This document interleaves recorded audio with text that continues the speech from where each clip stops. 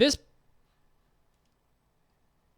podcast is brought to you by the one and only JList.com. JList.com has their March snack boxes available. You can get a great taste of Japanese culture with JList's snack boxes. Traditional treats, trendy snacks, even convenience store exclusive foods can all be within your reach. So see what makes Japan's snacks so special while experiencing exotic chocolates, fun traditional dagashi snacks, and more. A couple items from this March snack box include Ninja, Meishi, Satsuma, orange flavor candy, fettuccine gummy melon soda flavored candy, and believe it or not, peach flavored Coca-Cola, which is always, people are kind of always obsessed with different flavored Coca-Cola and things like that. So, and of course, dozens of other items as well. So head over to JList.com and you can grab yourself a snack box to enjoy while you're watching anime. And now, time to start the podcast.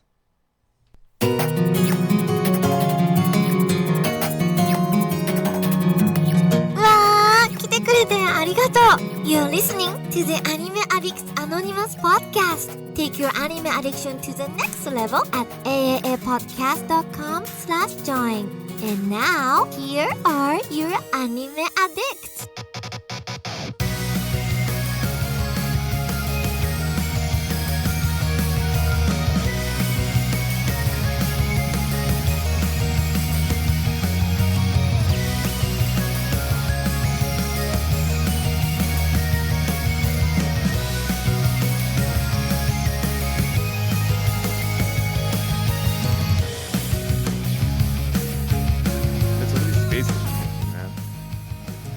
What's up, everybody, and welcome to the 462nd episode of the Anime Addicts Anonymous Podcast.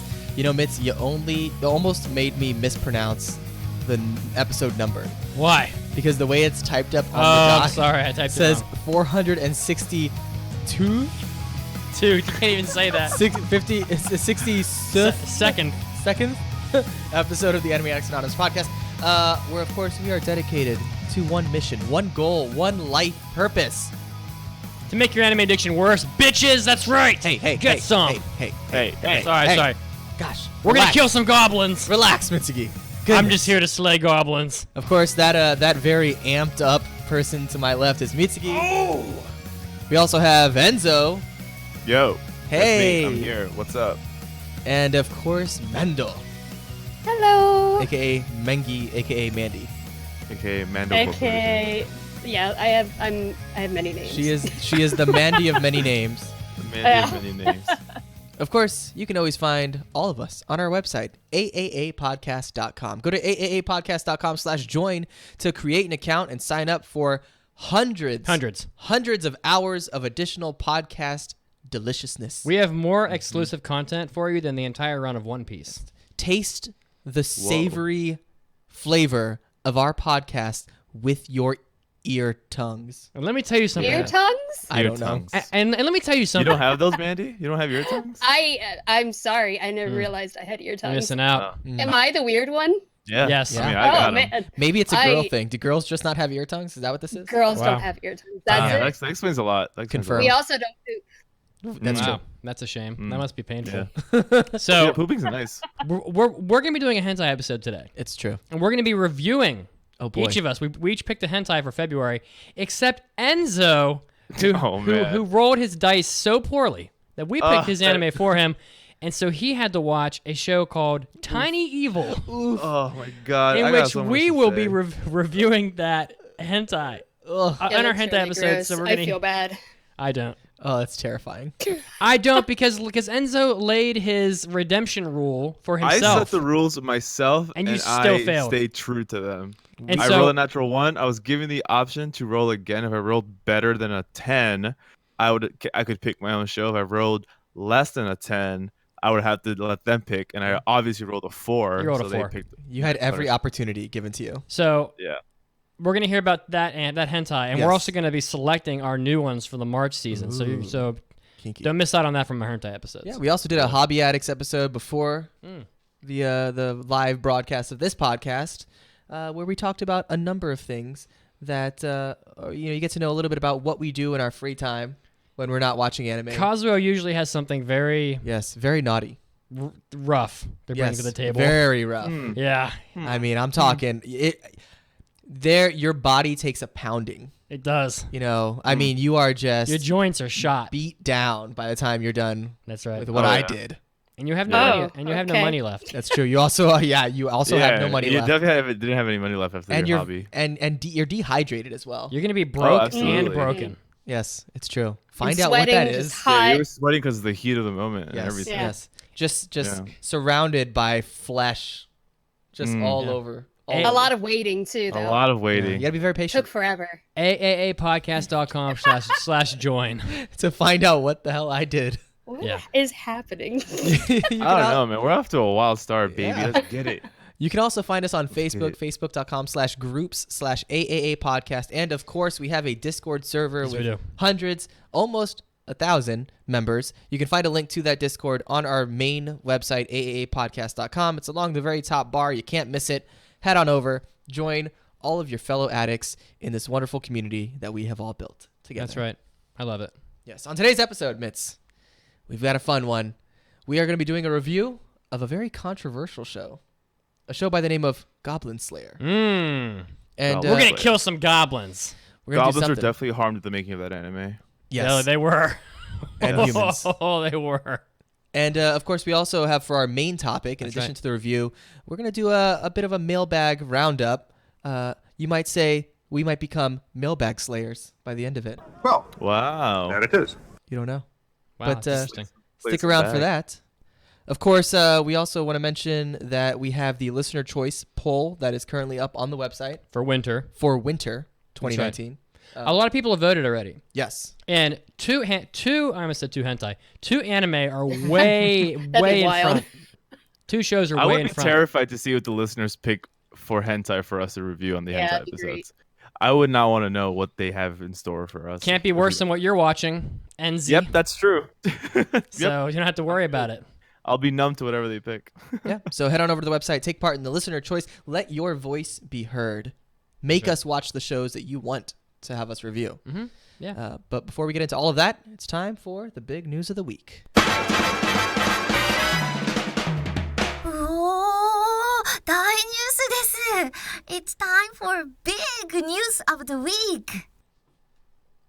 Well, big news of the week, ladies and gentlemen, we have it. A new trailer for Detective Pikachu. Yeah. Have you seen it? Have I seen it? So did I. So I think this movie is going to be awesome. Dude, I was so I'm skeptical. excited. Yeah. I'm I'm when I actually first, really looking forward to this movie, dude. yeah, I have no doubt this movie is going to make at least $1.5 billion. when I first saw like Calling it right they now. were making this, and I saw like the animation, I'm like, what in the world is this nonsense? But now after watching the second trailer, I'm like, all right, I'm in. I'm super in. I'm going to tell you, I am going to make a prediction right now. Yeah. Not only will this movie be the highest grossing anime film ever, Okay. Yeah. Probably. and when I say anime film, based on its trailer, I say loosely anime. Even higher grossing than Alita Battle Angel. Yes, way more. Wow, It amazing. won't even be close. But I Okay. think, but I'm going to say right now, I'm going to make my bold prediction right now. Okay. This movie is going to gross in the level of an Avengers film. I think Whoa. so. That's think so. crazy. Yeah, and I think so. the Pokemon's amount- brand is ridiculous. this film actually, I'm Yeah. going to say this film actually, I'm going to say it could go as high as $2 billion globally. That's what my That's that's nonsense. I'm just You're no, crazy. Hey, The amount listen, it's a, of- listen. Globally, yes, dude. I'm making a bold prediction, and when I make a bold prediction, I don't get up there and step up with some pussy shit. I'm going to drop some real bold shit on All you. right. All right. With the amount of people who are still playing Pokemon Go from all ages, I am not surprised at all. Like, still, like, when I am going into work, I still see a group of, like, businessmen sitting there But- by a gym playing Pokemon Go. But you do realize that like 3 movies have made $2 billion in the history of the world, right? It's a bold prediction. I really think that like this movie like has the brand of Pokemon behind it. So that's something like globally, I think 2 billion is attainable for this movie. I would say Globally. I don't see it. I would say for me, my estimate would be 700 million. I think it's going to do very well. It's going to crush that. 700 million? 700 million is globally? total global. Yes. You're That's like, dude, China alone is gonna put a shit ton of money toward this movie. Oh, for sure. that's my estimate, guys. That's my number. I'm sticking to it. All right. And we'll find 700. I mean, I definitely think it'll surpass $1 billion, but like but and I'm like biased towards that prediction is because I'm also just like extremely excited. That second trailer that came out, I think it was last week, right? Mhm. Was so fun to watch. I like the music they picked. Yeah, I like the way the Pokemon look too, which I was really scared about. I don't know. I'm liking what I'm seeing, and Ryan Reynolds as Pikachu. I don't mind it. I don't mind it. All right, so I hear. All right, So Mitz and I both pulled up the same thing. yeah. So four movies have netted $4 billion. 2 billion. Sorry, $2 billion. Yeah. Yeah. Four movies have done $2 billion or more: Avatar, Titanic, Star Wars, The Force Awakens. Avengers, Infinity War. But a lot of these films on here that are, I'm just gonna say, a lot of these films that are on here, could have reached close. Yeah, I don't know if they did. Do they adjust for inflation on here? It doesn't matter. It doesn't matter. Yeah. So I have a couple reasons for this. One, it's Pokemon, and we haven't really had a movie like this for Pokemon yet. No, Two, the trailers look incredible, and the hype is spreading, right? And the thing that I think is going to make this movie have a global appeal is that the Asian markets loved. And look at me. Look in my eyes. Yes, I'm looking. They loved the movie Ted with the bear. Oh yeah. If you watch this trailer a couple They do times like and that think of movie, Ted, this movie, Pikachu is Ted in this movie. He's a talking delinquent. He's what they say. It's Ryan Reynolds. Caffeine addiction. He's hitting on waitresses. He's dropping curse words. He's Pikachu Deadpool. He's basically. And so like, first of all, I think that's hilarious. Yeah. But the Asian market's going to lose their shit for this movie. They are going to lose their damn minds. What rating is this movie? Do we know? If it's R, it has no chance No, of it's getting. not going to be R for sure. If it's going to be PG-13. It's definitely PG-13. Which 100%. ruins a massive part of Pokemon's like market. I don't think so. I think the people that grew up with Pokemon, like when it first came out, are adults now, and and kids these days aren't. They're not soft. Yeah, Like kids these days are aren't rough, soft, man. yeah. Okay. Yeah, I mean, This is also based off the game. The game did really well too. so and also Ryan Reynolds, like they have star power in the movie. No, they definitely do. So I'm just saying, based on the fact that only 4 movies in the history of the world have ever crossed $2 billion. I'm just making my bold prediction. All right. I mean, you know what? You are selling me. It might cross $1 billion, but I'm sticking with. Oh, it's going to cross $1 billion. I don't I'm know. You don't gonna think guess so? a lot. We will see. Mandy goes with a lot. Icy Rose, write this down. Why don't we all make a prediction? Do we want to make a bet? I made my prediction. I'm basically surrendering myself because I'm going to give myself a 5% chance of getting to $2 billion. But Okay. it's a bold prediction. Icy I'll Rose. take a lot. Icy Rose. I'll take 1.1 billion in global revenue. 1.1 Okay, you got that, billion. Icy Rose? Thank Cosmo? you very much. Huh? What is your call? I mean, I already said 700 million, so I have to stick with it. 700 million. Okay. Yeah. I think Enzo's might be closer to what it actually is, but I already said 700 million, so I have to stick with it. And Mandy? I don't know. Oh. A lot. Well Okay, then. I don't know, Mandy. That's a crazy bet. I know it's a crazy bet. Mandy bets $1. I bet $1. She's gonna price this right us. So I would also say real quick, just I don't now while I'm thinking about it, Alita is going to, in short order, is going to be the highest grossing anime film we've ever had. Yes. It's going to pass Edge of Tomorrow. Yeah. And narrowly, and it's actually looks like it's going to be a profitable movie narrowly. Yeah. So it's up to 350 million globally. Right. Nice. So And that's a James Cameron movie, and James Cameron hasn't made a movie that grossed less than $1 billion in several decades, I think. yeah, like ridiculous. Yeah. So that's good. But and we'll talk about that maybe later, I don't know. Yeah. But so I kind of think people are going to watch the Pokemon movie multiple times just so they can like write down all the Pokemon they find in it. Yeah. Because the trailer alone has like 50 Pokemon in it. It reminds me a bit of Ready Player One, Yes. as far as like Oh, all of the yeah. different. The world. Search for the references. Yeah, that kind of thing. Yeah, the world actually does have that kind of texture and color tone. What to I the really Pokemon. like about it too is all of like the Pokemon related businesses, and like there's a nightclub that has a knockdown on it, and like all the little things in the background that you can find. That's like, yeah, this is Pokemon are part of this world, Yeah, and it and the feels like Jigglypuff they're real. The Jigglypuff just singing at a bar, of course. Yeah. I love the attitude they're taking with Pikachu. I think it's the exact correct thing to do. I think it's a genius move. I think making Pikachu this like humorous, He's crazy in the game. Sort of crass shit talker is like it's hilarious. I know it's hilarious just by pure contrast of how we grew up with Pikachu as this sweet but brave like warrior to like Detective Ryan Reynolds.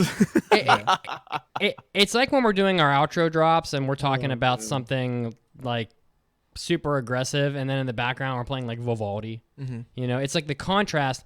Like in the trailer, they're talking about Pikachu's caffeine addiction, and he's like, "Oh, I can stop anytime I want. This is a choice that I'm making." And then they cut to a diner, and he's like, "Give me another shot, and give me another shot, honey. Make it black as night," or whatever. He's like, he's basically hitting on the waitress. I mean, dropping curse words, talking about peeing his pants in the arena when Charizard comes out, and he curls up in a ball. So funny. And you get to hear Ryan Reynolds do his Pika-pee. I mean, it's like hilarious. This, you know, I'm totally in on this movie. I think it's going to be awesome. Yeah, I'll definitely see it. So far, everything that I've seen, it follows the game pretty faithfully, except for like Ryan Reynolds. But I follow a couple YouTube channels that do like very like not just like reactions, but like very like intelligent reactions to trailers and stuff. And these people were really hardcore Pokemon fans, and they also were saying how close it looked to the game, to the point where I had to like stop watching that reaction because they were about to go into like spoilers of the game, and I don't want to know how the game ends. This movie's hype is spreading to the point where people at work are talking to me about it. Yeah, I have people at my job telling me about this movie too, and I'm like, holy shit. It doesn't come out for 2 months. Like, we didn't even hear about the Alita movie until it was on top of us. Right? This movie is... Kind of. Well, I mean, I heard about it. I was like, oh yeah, Alita's coming out next week is how it happened for me. This movie, I'm hyped for it. It doesn't come out until May 10th. Yeah. So I'm going to say it. I'm going to go. I'm just going to throw my life on the line. I will say it will definitely be the highest grossing... Is it live action? I mean, it's live action. Yeah, I guess the highest grossing live action anime movie ever, for sure. I think so. No question. Oh, by far. I think it'll win that opening weekend, dude. Yeah. I think it will too. That's a bold prediction. You think opening weekend it's gonna do Elita's entire gross? What? No, nobody said that. That's what Enzo just said. No, he said it'll win the opening weekend. Opening weekends globally, not Alita's. Oh, I guess. Yeah, no, I guess Alita would be in the pile. Yeah, I think it would beat that in one weekend across the world, like the first weekend across the world. That's a bold prediction by Enzo. That's impossible. Enzo says in 1 week, in 1 week or 1 weekend. Well, in the weekends of each where it comes out in each country. Well, that's too hard. That's too hard to track. Yeah, opening I know, weekend box office totals. Yeah, we could do that.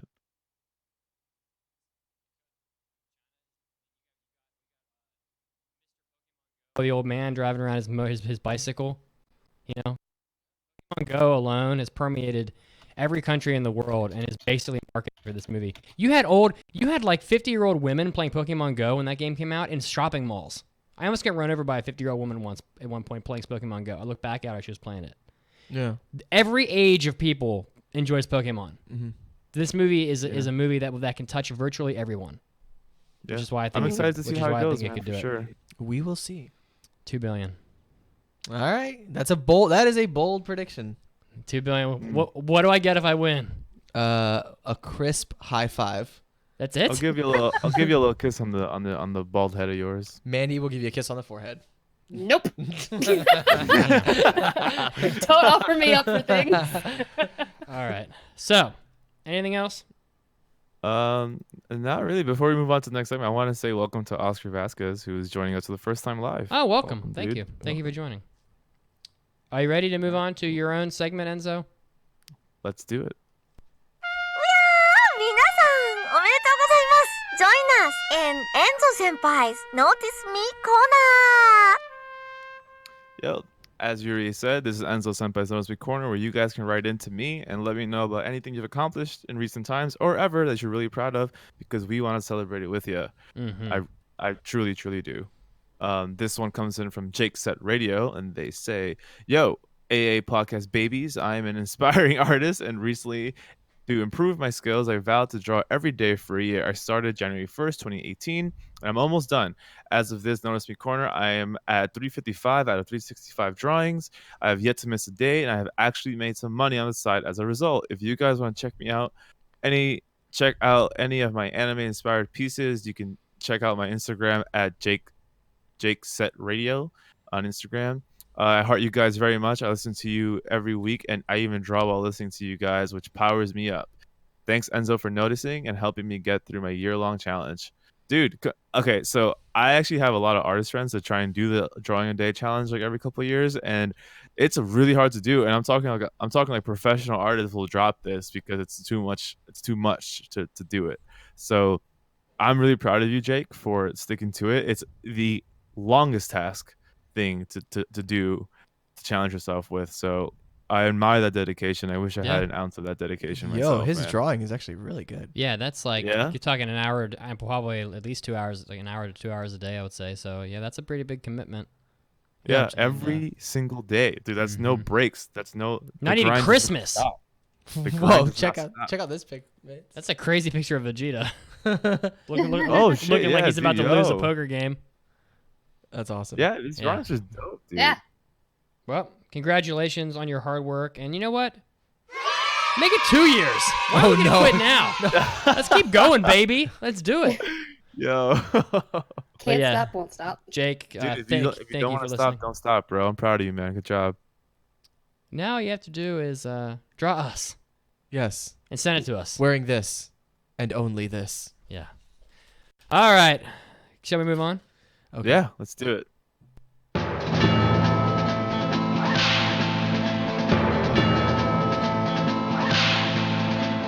Howdy, partner. I seen you riding in on that dusty trail. Welcome to the good, the bad, and the moe. All right. For this good, the bad, and the moe, there was so much news this week. I struggled to pick what I wanted to choose here. This is a little bit weird for the good, but I'll explain afterwards. Following a number of tragic cases, Japan is set to ban physical punishment of children by parents. So the government of Japan is planning to ban corporal punishment of children by parents in a law revision that's going to be coming out in the coming months. This is following a series of recent child maltreatment cases, which parents have been enforcing upon their children. The laws are aimed also at strengthening the authority of child welfare centers to ensure prompt separation of children from abusive parents.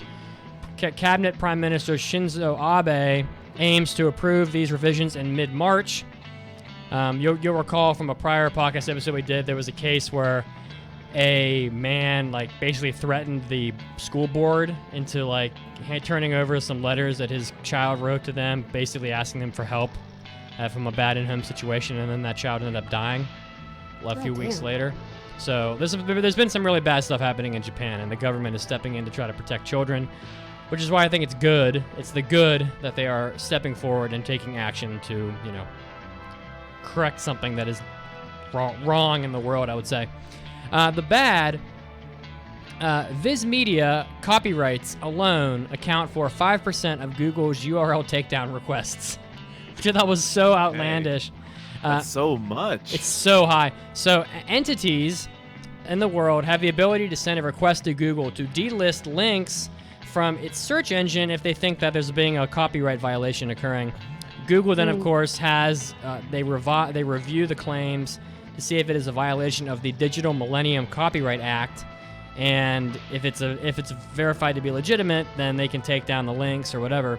So according to Google, Google's data, manga, and anime publishing company Viz Media, which we all know, currently ranks number 4 in terms of URL takedown requests by Google, trailing only 3 different music industry giant companies from 3 different countries from the music industry. That is Britain, Mexico, and Brazil.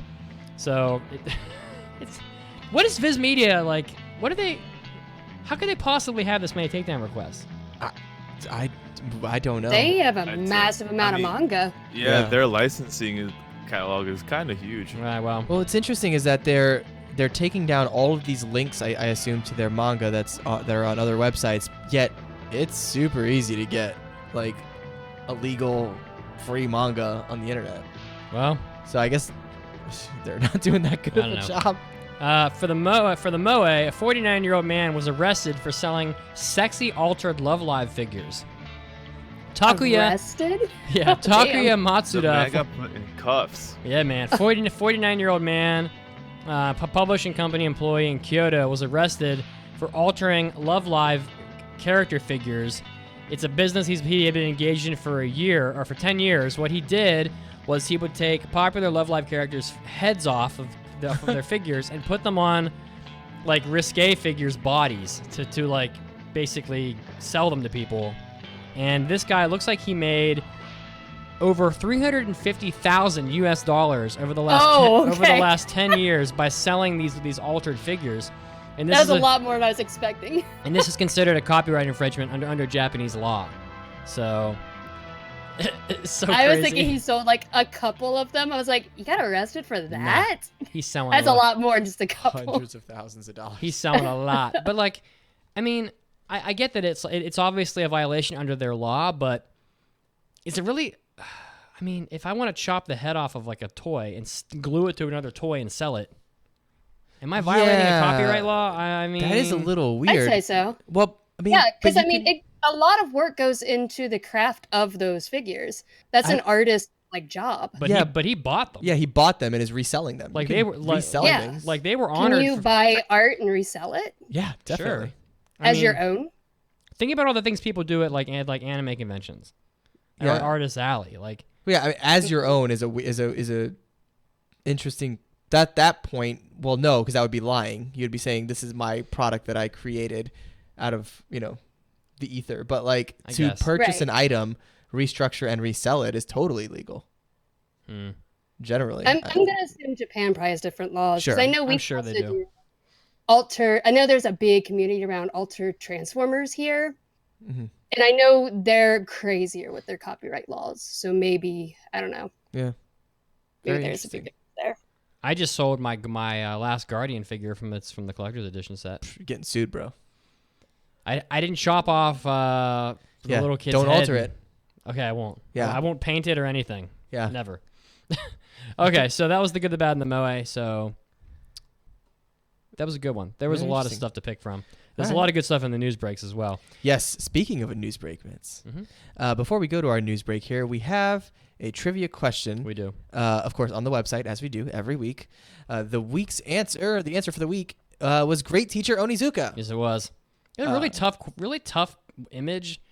So there were a lot of answers that got this correct, and I wonder if people are doing the Google image The search reverse thing. image search. Yeah, because like it was like a picture of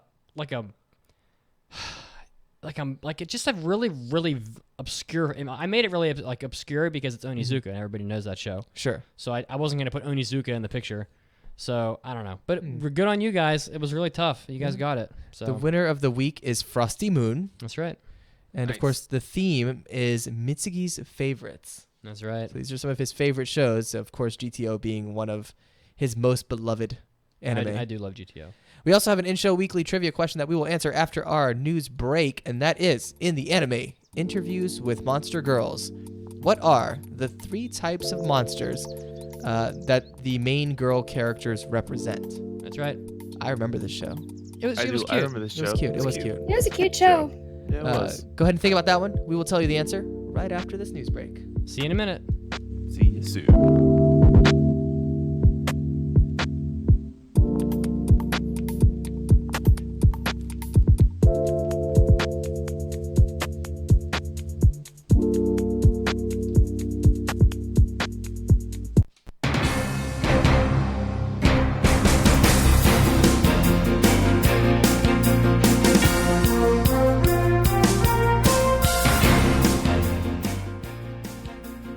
Hey, all you wild anime addicts, Mitsuki is here, and he's bringing you a dose of your anime news. And leading us off today, it looks like Gintama is just the franchise that will never end.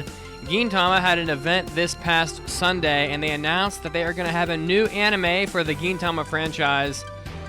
So the type of new anime hasn't really been revealed yet, but it looks like there's going to be more Gintama anime coming out for you, for those of you that are fans of that series. Of course, Gintama began its serialization in Shonen Jump magazine back in 2003, and has been a really big hit both in its manga and in the anime franchise since then, with fans throughout the world. So if you're a fan of Gintama, there is something else for you coming out, probably not too far from now. Next up, it looks like the praise for Hosoda's Mirai of the Future has not yet ceased. The winners of the 42nd Japan Academy Prize have been announced on this past Friday, and among others, Mirai was announced as the animation of the year. So Mirai getting big praise both from winning the Annie Award and now from the Japan Academy Prize. So good on Hosoda, and apparently Mirai is as good as advertised. And next up, it looks like the team that brought you the anime Re:Zero, Starting Life in Another World, Masaharu Watanabe and Shinichiro Otsuka have another anime coming out. It is an original anime series called Grand Belm. So it looks like Nexus will produce the anime, and Juki Hanada will be in charge of the series composition. It's going to be coming out in the summer of 2019, so you're not going to have to wait very long. There is some teaser trailer type visuals out if you want to check them out. Mostly the anime is about Mangetsu Kohinata, an ordinary high school student whom, if someone asks her something, it only takes 2 questions to get her to do it, whatever it is, but she herself doesn't think of this as a burden. She isn't particularly good at sports or studying, but she goes along with her classmates. Sometimes she thinks to herself that she can't do anything, and a faint longing fills her to find something that only she can do that no one else can. Seems a very different anime than Re:Zero as we have seen from past years. But Grand Belm, another anime coming out from the makers of Re:Zero this summer. And finally, the anime Chihayafuru, which was a property that a lot of us were looking forward to coming out because it was happening this April, has apparently been delayed. This has been announced via the Chihayafuru website, and it is due to, quote, various circumstances. So it looks like it's being pushed back to the fall of 2019, so that's pretty disappointing because it's a whole half a year. The production staff issued a statement that said that they will, quote, try to make diligent efforts to deliver a superior product and apologize for delay and thank their fans for the continued support. So for those of you that were looking forward to Chihayafuru coming out in just a couple weeks, really, because that's April, it's now being delayed until the fall, so we'll just have to wait a little bit longer to have more of the Chihayafuru anime series.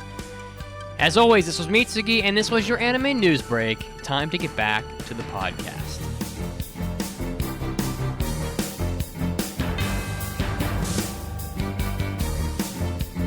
Mandy, I've got a great idea.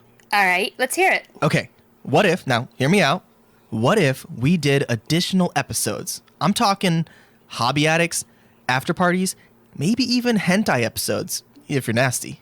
Well, I mean, we already do all of those. Hold on, what? Yeah, we've been doing that for like years. How did I not know about this? You've been in like a ton of those episodes. Come on, Mandel. My name is Mandy. Okay, Medward. You know I don't pay attention to things like that. Like yourself speaking? Huh? Well, I'm glad now we're making millions off these extra episodes. Actually, they're only like a couple bucks a month. Wait, what? Yeah, if you go to AAAPodcast.com/join, you can sign up to get access to all of our extra podcast goodness for just a few bucks a month. Whoa, that is a steal. All right, so where do I go to sign up? I just told you. AAAPodcast.com/join. And besides, you're in those episodes. Huh? Just go to AAAPodcast.com/join already. この番組は JList.com の提供でお送りします。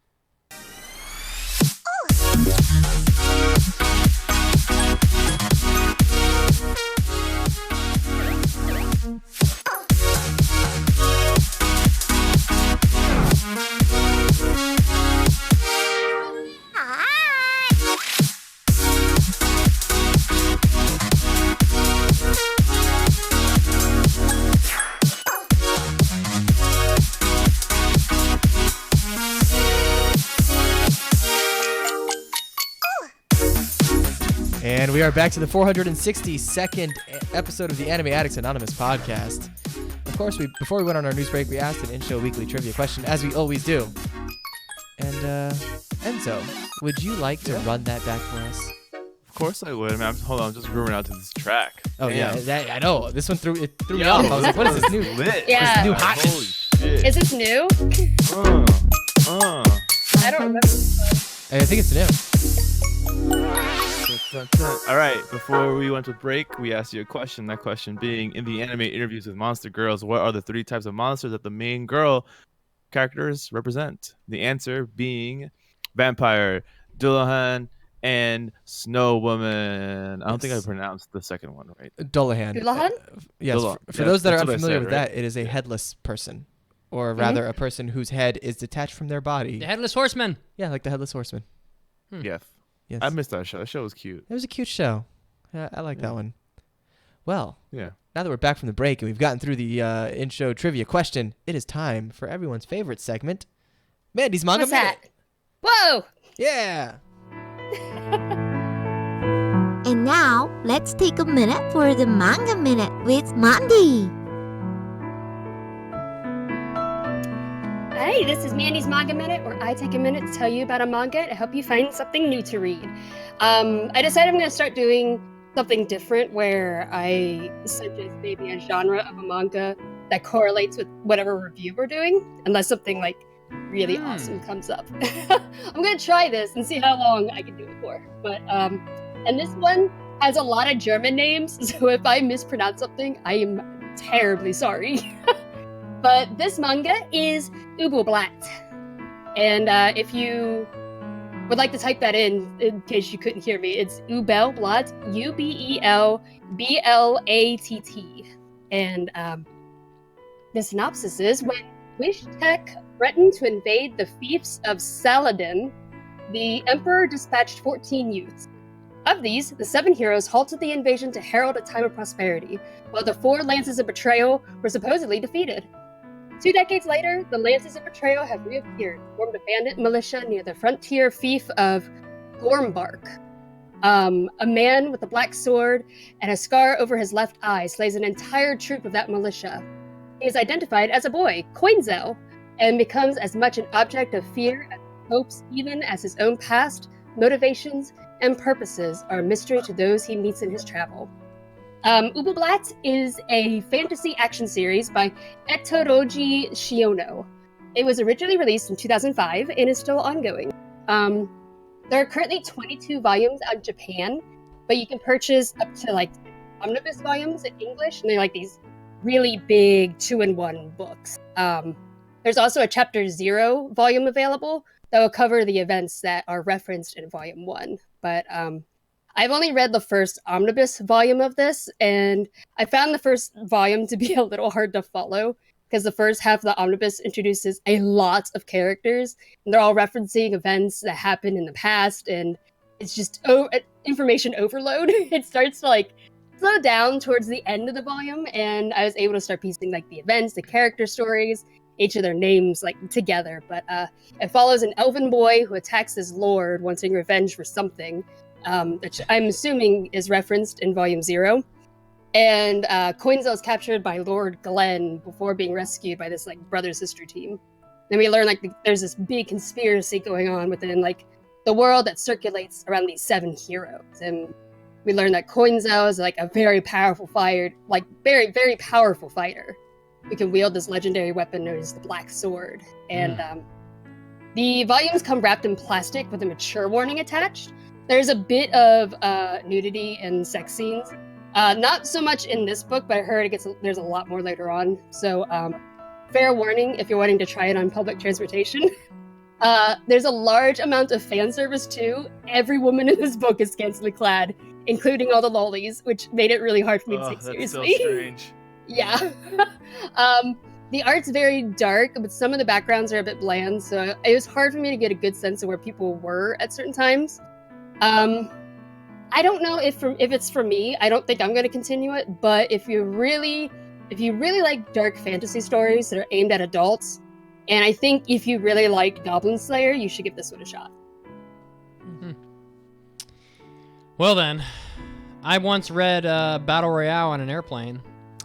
I see you like to live dangerously. It didn't go well for me, as someone from my college class that was traveling with me in our college group took it from me and it didn't matter what page they looked at when they took it. Any page. No, Any page. not Somebody any was page. either having sex or being brutally killed. And Oh, so yeah. I was probably thought of very differently after that moment. They'd finally. It's knew the always real awkward you. when you're on a plane and you want to watch a movie that has like a lot of like sex and violence in it. You're like, huh, oh, the people behind me are going to see this. So that was back in like 2005 when none of this stuff was cool. Right. And Yeah. that's why Japanese people have black covers on all their books on trains, because they don't want anyone to see what they're reading. And people are very like stare straight ahead, like don't look at anybody else. So like I think you'd be pretty safe on a Japanese train if you have a cover on your book, because like no one's gonna like look down at what you're reading. Yeah. I always feel a little awkward when I'm at the gym on the treadmill and I have like my phone up there and I'm watching an anime. Like I was watching Goblin Slayer. Yeah. And I'm like, Oh my God. hopefully nobody can see this. Yeah. So All right. all right. Cool. Well, thank you, Mandy. Very cool. No problem. Now it is time for our main topic, which is a special one. It's another mailbag roundup. Let's Or get attack Time in the for an mailbag. almighty anime mailbag. dance. Anime. Never. Almost forgot. Anime. Dance. Anime. I would never do it. Mailbag. Oh yeah. Aw. So, of course, we try to get to your mailbags as much as we possibly can, but there's just so many. There's a lot of Yeah. them. Yeah. Especially when we go long on episodes, we can't get to them. Like these episodes have to happen so we can catch up. We're virtually always 4 months behind, Yes. so I do apologize. So every so often we like to have one of these mailbag episodes where we just kind of plow through as many as we possibly can, as quickly as We're we gonna possibly plow can. through them, all right. We are going to barrel roll through all of these mailbags. Do a as quickly barrel as roll. possible. So You can't beat me. I have a better ship. use the boost to get through. Press Z or R twice. Mm. All right. First mailbag comes from a frequent writer inner, and also the what do we call him? Is he? Marketing manager. Oh, is he? Oh, that's He's our fancy. manager. That's He's our fancy. heckin' manager. Yo, dog. Okay. Our Ice Rose, manager. get to managing. Icy Rose. He writes in. There we go. Had to play his theme song. He writes in, "Hello once more, AAA host. Have you ever come across a show and remembered it being massively popular in its heyday, but then all of a sudden dropped off the radar due to real life issues with the show's staff? Oh. Oh, like how the third Madoka movie was intended to try to start a new story, perhaps, but the writer refused and left afterwards, or how Haruhi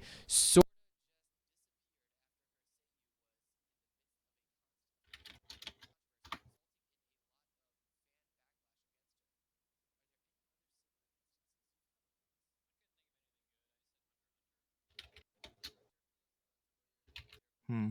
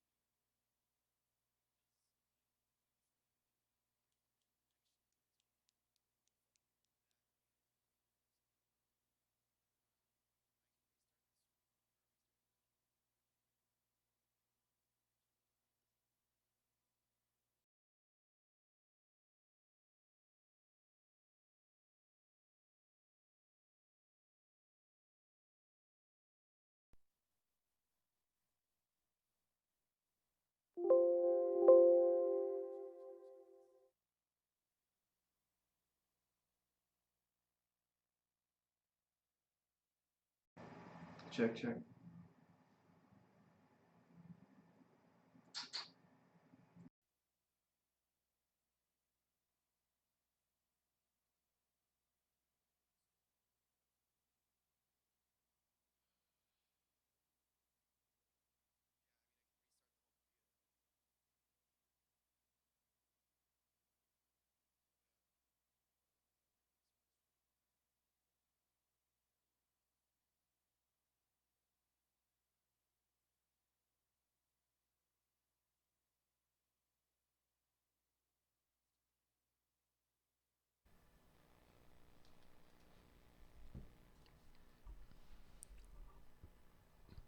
Bad. Suck it.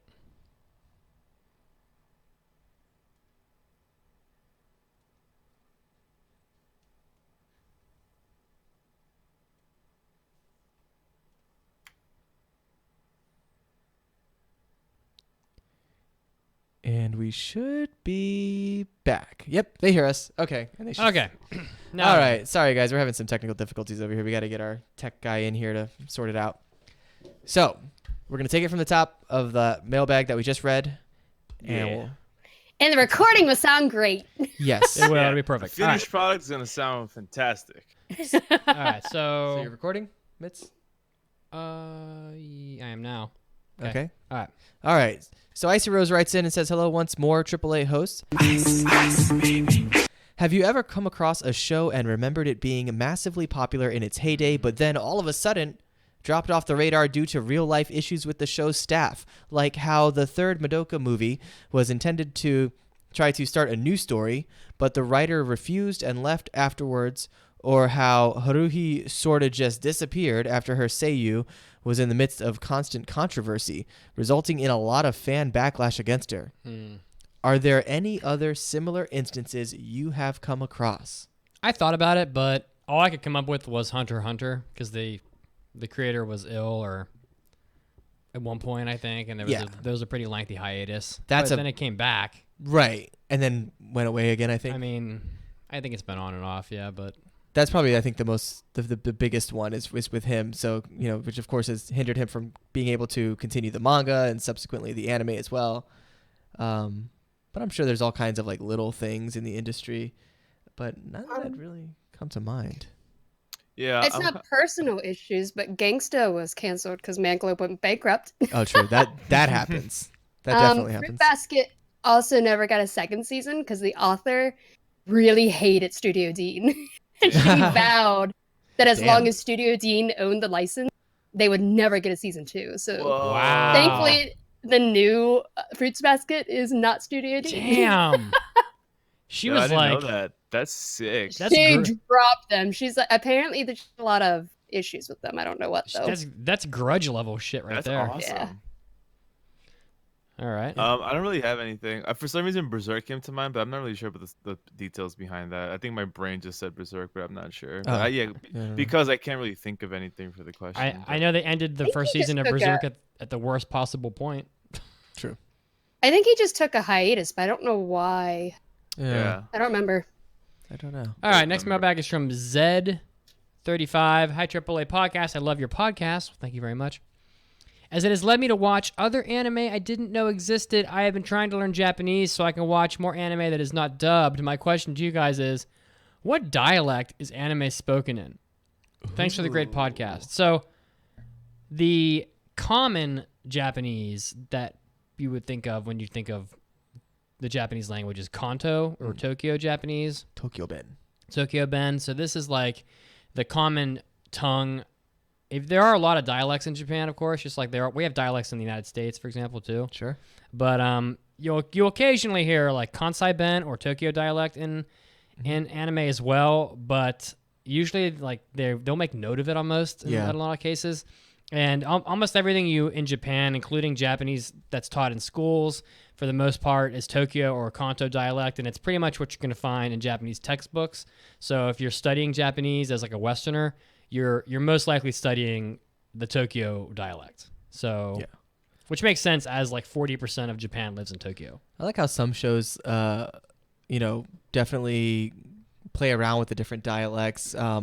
Like I remember watching. Oh man, what was the name of the show? It was about like the Shinsengumi Peacemaker. Peacemaker Kudogane. Yeah. And they had some characters that were, specifically from like, different regions. And so they had like different dialects. And even in the English dub, they gave some of them like Southern accents, which I thought was pretty interesting to distinguish like the different Japanese dialects that they had. There's a girl in Azumanga named Osaka.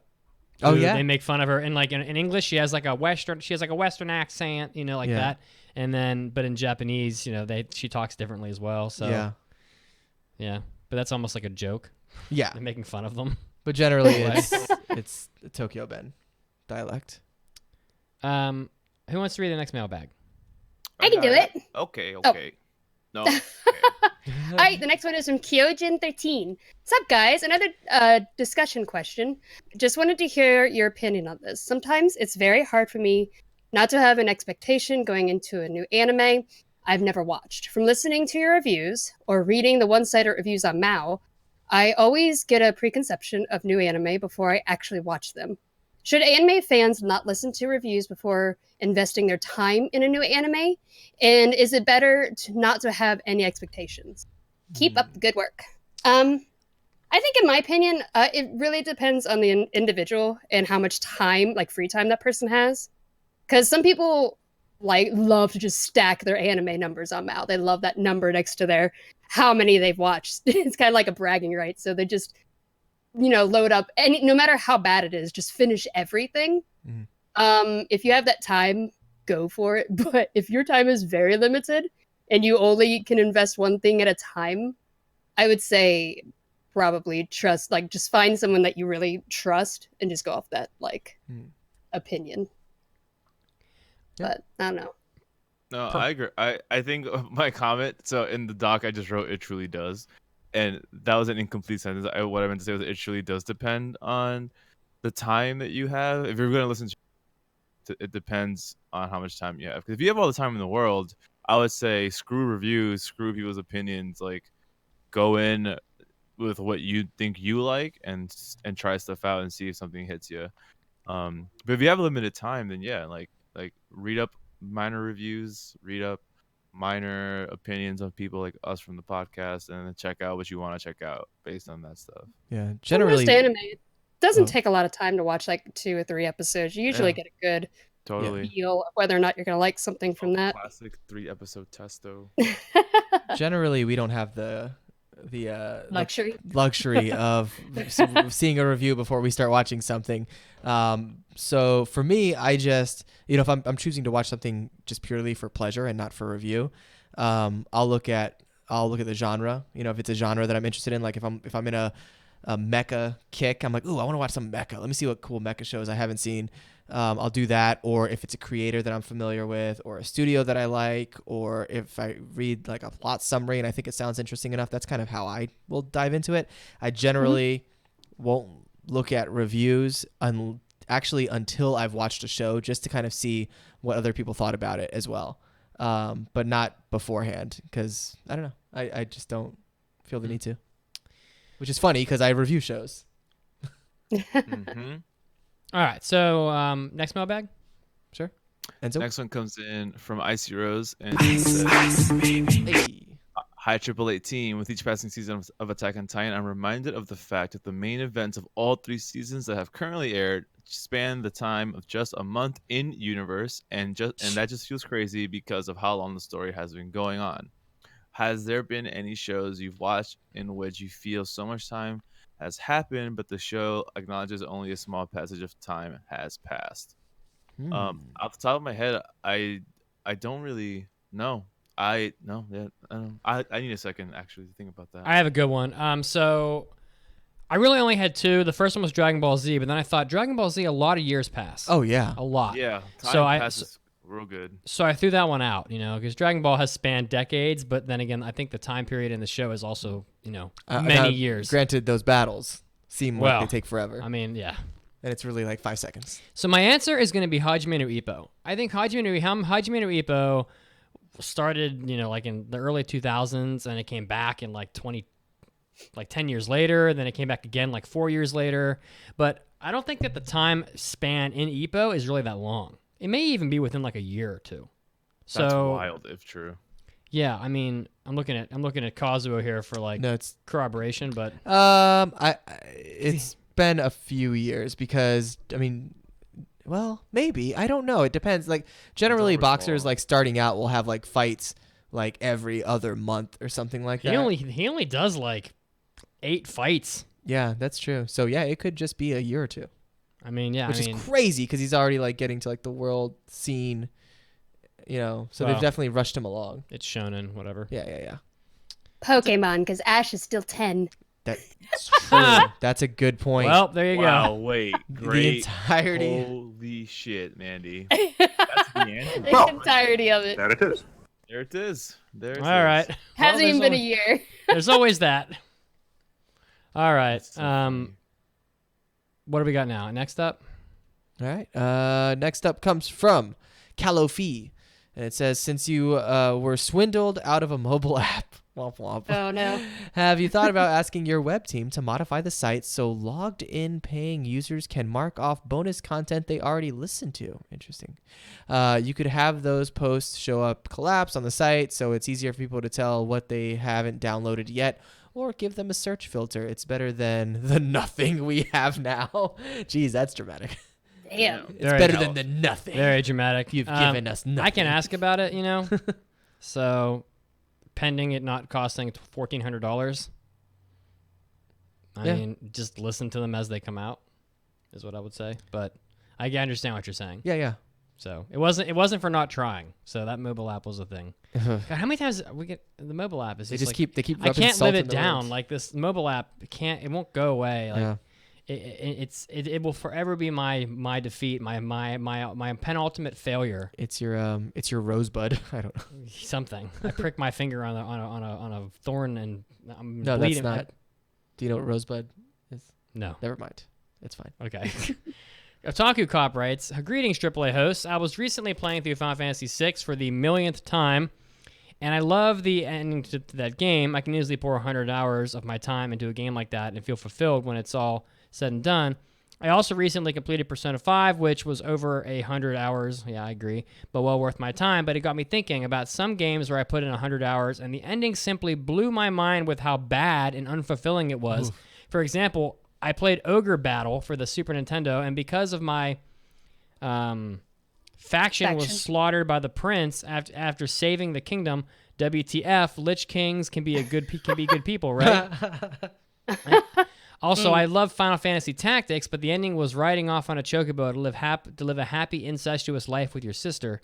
So I love Final Fantasy Tactics. I played that game through probably 6 times. So my question is, that game's not 100 hours though. What games have you invested hundreds of hours in only to be left with an awful conclusion? Thanks again for all you do and making my anime, my hobby addict, my hentai addiction worse. I like what you put for your first answer here because I totally agree. Me? Yeah. Oh, Final Fantasy X? Yeah. For sure. What the hell was that nonsense about? That was so upsetting. Final But Fantasy, that laugh, though. Oh my god. Final Fantasy's stories haven't made much sense since Final Fantasy VII. That was the only one that I played it through and without having to read about it online, made sense to me. Right. And so Final Fantasy X is a game you can put 100 hours in if you do everything and fill the sphere grid and all this stuff. You spend a ton of time. Which you did. I've done that, yeah. Yeah. I got that. And in 10 too, didn't you? Yeah. Yeah. I got the know. platinum trophy. You No, sick I did. man. I don't have the platinum trophy in 10 too. Oh, I thought you did. That my date is corrupted or something. Oh, okay. Anyway, but because Tidus is a dream or some bullshit. I don't. It's very Oh, he nebulous. He's a dream. He's dreamy Yeah. and looks like Meg Ryan. Yeah, kind of. Yeah. So Final Fantasy 12 had a story that made sense. I love Final Fantasy 12 so much. A lot of people didn't like it at first. I don't care love for it that too much, shit. Well, that's the first one. That's the first game they changed up the battle system. and that's why I didn't like it. Yeah, I liked that battle system personally. I mean, I'm always gonna like turn-based better because I want to strategize. Yeah. I have a very No, specific. same, but I just happen to enjoy that one. I've been thinking about downloading Disgaea again for the The re-release. battling one. Yeah. The strategy RPG that came out like in 2000 or whatever, because they re-released Gotcha, it for PS4. I don't know. I don't have it. I don't. Oh, the only other one I have is Xenogears because that game's long as hell, but like nothing in that game makes sense to me. Yeah. So that was all I had. The most obvious one I could think of was Mass Effect 3. Oh That my was- god. dude, So the world was disappointing. so pissed. Bravo. Great answer. The world was so upset. That's a low shot though. That's an obvious one. Gosh, I don't know. All mine were obvious. I hated the ending to Dragon Age 2. That was so disappointing. Man, Assassin's Creed has some really bad endings too. Assassin's Creed. I put down Total War games because I have literally never campaign. I get really into those games, and they never end ever. Yeah. Well, that's kind of. So I was thinking for my answer, even though I'm playing it again now, Final Fantasy 14, when before Heaven's War, which was the first expansion they released when it was just a realm reborn. I remember wanting to get to level 50 so bad because one of my friends was like, he was hyping up the raid called Circus Tower, and I was so ready to do Circus Tower. I was like, yo, I'm level 50 now. I just put like 400 hours into this game. Like, I'm so ready to do this raid. Oh my god, I'm so excited. And that raid is trash. Trash. It's so Damn. easy. It Trash. doesn't Shots even look fired. doesn't even look nice. It's just not fun. But you know what? Not I really that fun. I like the end of the main story quest line for Final Fantasy 14. Like Oh, the ending is like wow, like damn, like shit goes Oh down. yeah, no, I like the ending. I'm talking about like me getting to the end game at that time, like early into Final Fantasy 14, was not really that challenging. Is what I'm saying, I guess. So was the raid too easy? Yeah, I think the raid was too easy. Like me being a complete raid noob, because I never got to raid in like Warcraft or anything. So like it was my first raid ever. I was like, oh, this is it. Like this is the challenge, just like this. Well, was everyone else you were with like way over geared for it? Because that's I good. don't think so. It was just me and my friend in a party, and we queued up together, and then we just got randos. So maybe, but I didn't go in with Like had the content been out for a really long time. yeah. That's probably why. Yeah, it's definitely probably. Yeah, so but actually going on that, Mandy, they released then I was there for their release of the World of Darkness, and that was, I was there, I was playing first weekend, and no one had beat it yet, and that shit was hard. That was really hard because everyone kept dying over and over again because we couldn't beat it because no one had a guide to beat it yet. But yeah, but that was me personally. Like I remember putting like 300 or 400 hours into that game, and then just like not being happy with what the end game was at the time. I have a very, very specific answer to this question. Yeah, what is that? So I certainly agree with Final Fantasy X and Mass Effect 3 and a lot of the other ones you guys said. But for me, there's one particular moment where I poured in a large amount of hours into a game. You? Yes.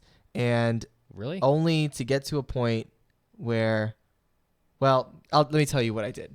And I've mentioned this before.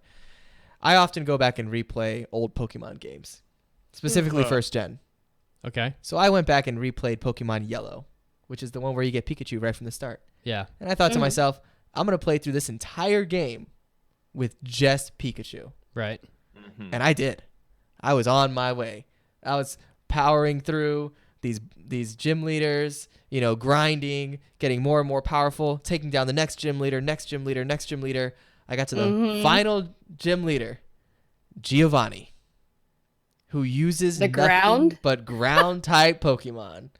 Well, I And mean, guess this game what? wasn't designed for that. Guess what Pikachu is not powerful against? But can't you teach Pikachu like cut or something? He can get surf. What are you talking about?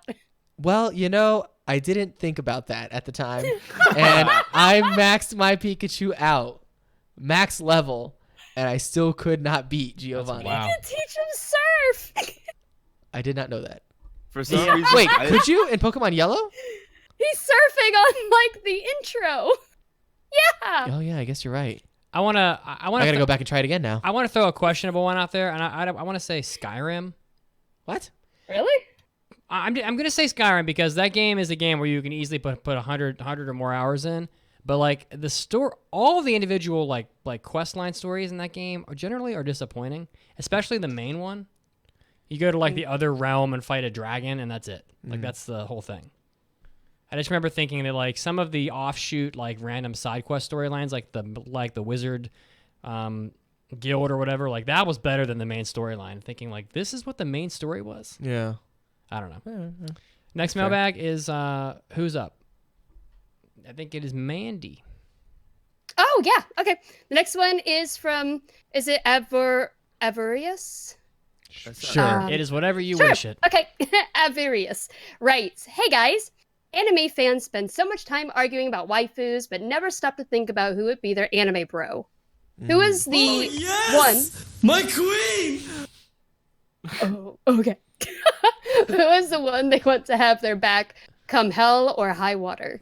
I ask you, AAA Podcast, who is your anime bro?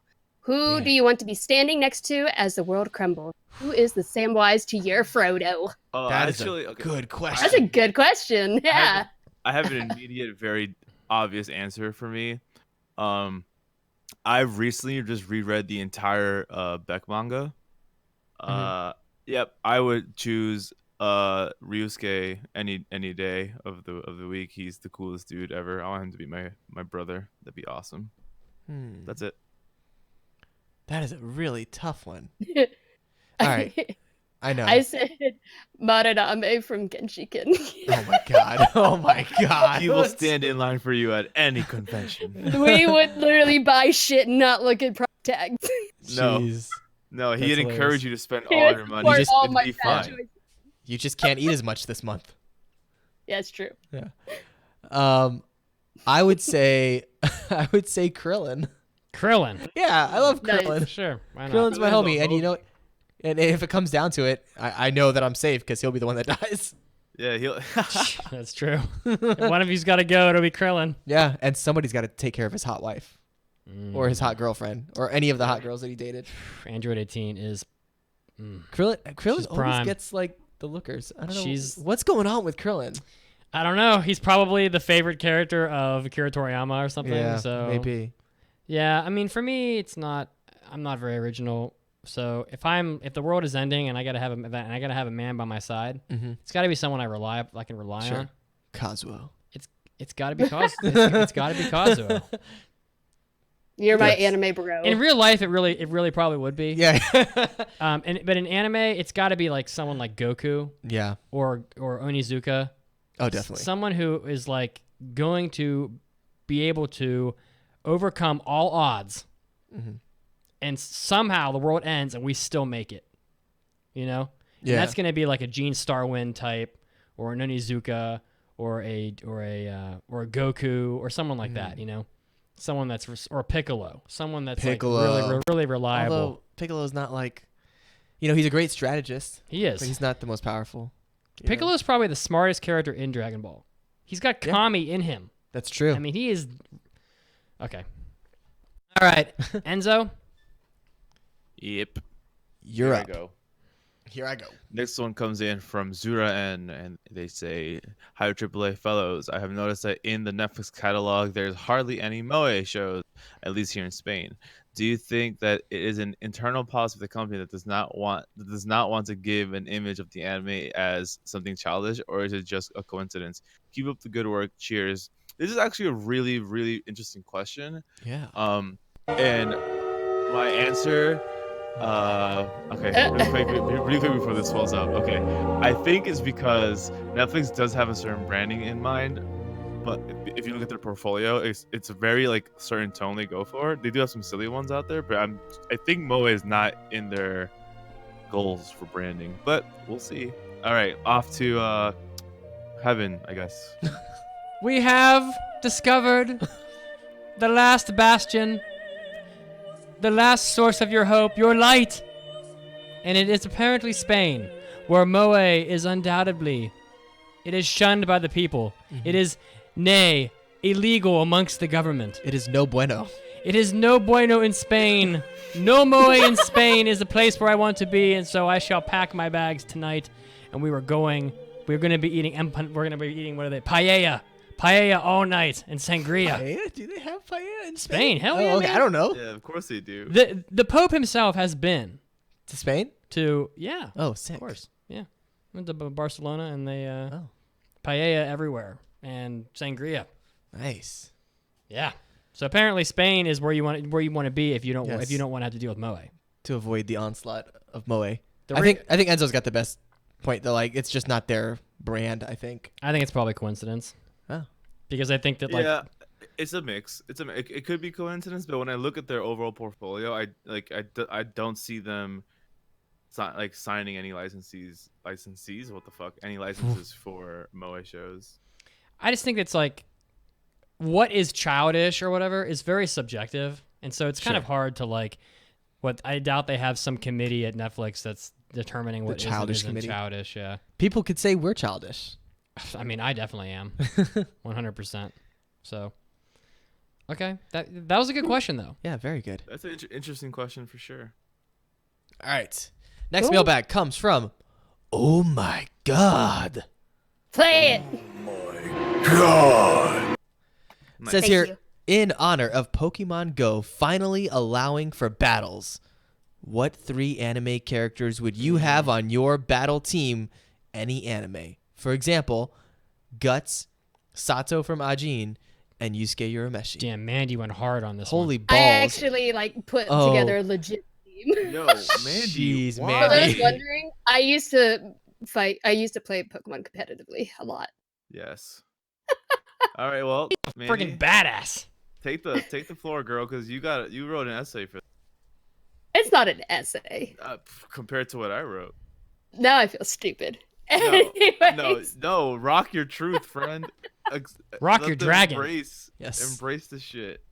I did a team of 3. My first one was Fugo with Purple Haze from JoJo, and he's my opener / harasser because he inflicts toxic, and I'm assuming he's a poison fighting type.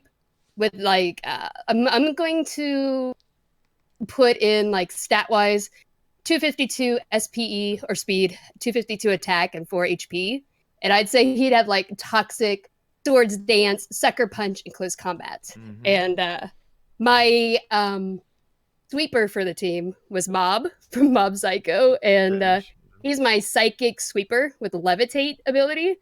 So he can swap into ground attacks because levitate a character or a Pokemon with abilities levitate are immune to ground attacks.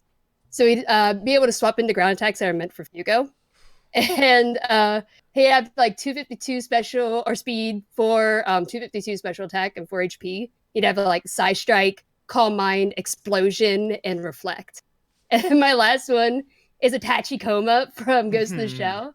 He'd be like the tank who's meant to come in, switch in for like the cover additional weaknesses in the team. So like pure steel type, can swap in to take hits, but it opens up like a fire weakness on the team, but the other 2 can help cover it. And he stalls while the opponent dies to toxic because he's gonna have 252 defense, 252 HP, and 4 attack power. And he has like protect, substitute, earthquake, and bullet punch. So you like inflict toxic on all of their team with Fugo, and then just swap in Tachikoma and stall until they die. and bullet punch has a +1 priority attack, so you can like take them out when they're weak enough. I have no idea what's going on right now. I'm so lost. sick. That was so. You're sick. welcome. That was it. That was awesome. Was that even English? Yep. I used to build teams. That's I used to awesome. type on, or I used to post on Smogon a lot. That was a long time ago. Wow. I feel like we should just leave it at that. Mandy is the most dangerous. Yes, it's Yeah, true. Manny is the most dangerous for sure. Damn. I really don't know what to say after that. No, yeah. Um, What can you say? I like Pikachu, and also I mean, it's like maybe. Yeah, and I stab just- damage with Tachikoma too. Bullet punch with Tachikoma, massive damage. I just don't know. Yeah, no. I say we move on. Okay, moving on. You're welcome. Thank you. I broke for the that. podcast. I'm so sorry. I don't even know who's next. I'm just gonna You. go. Oni Senpai writes. So I was recently watching Assassination Classroom, and they had a scene where one of the teachers is supposed to be fluent in 20 languages, and is set to teach the students English. Turns out the voice actor is definitely not fluent in 20 languages, and led to a hilarious English moment. I wanted to pose the question to the crew: what are your favorite English moments from anime? Mine is the Ace Attorney. What's your name? Oh my god. What is your no sono no name? What? Name to you. I am a mad scientist. It's so cool. It's so cool. Son of a It's so bitch. cool. That's a good one. I like it when Americans sound really stereotypical in anime. There's a lot of anime where they go to America, and inevitably there's always a guy who's like, "Oh, samurai boy, you want hot dog?" or something like that.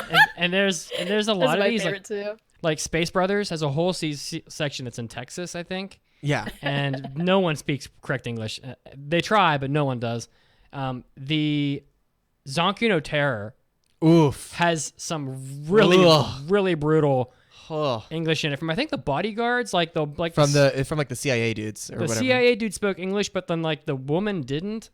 Like she clearly yeah. should have spoken English because she's communicating with them, but she doesn't. Okay, that and then like Major, they'll play. He plays baseball in like Tennessee, Nice. and I think they even make a Jack Daniels comment. Really? Yeah, in Nice. Majors at one point. Yeah, so there's so many. It's My tough.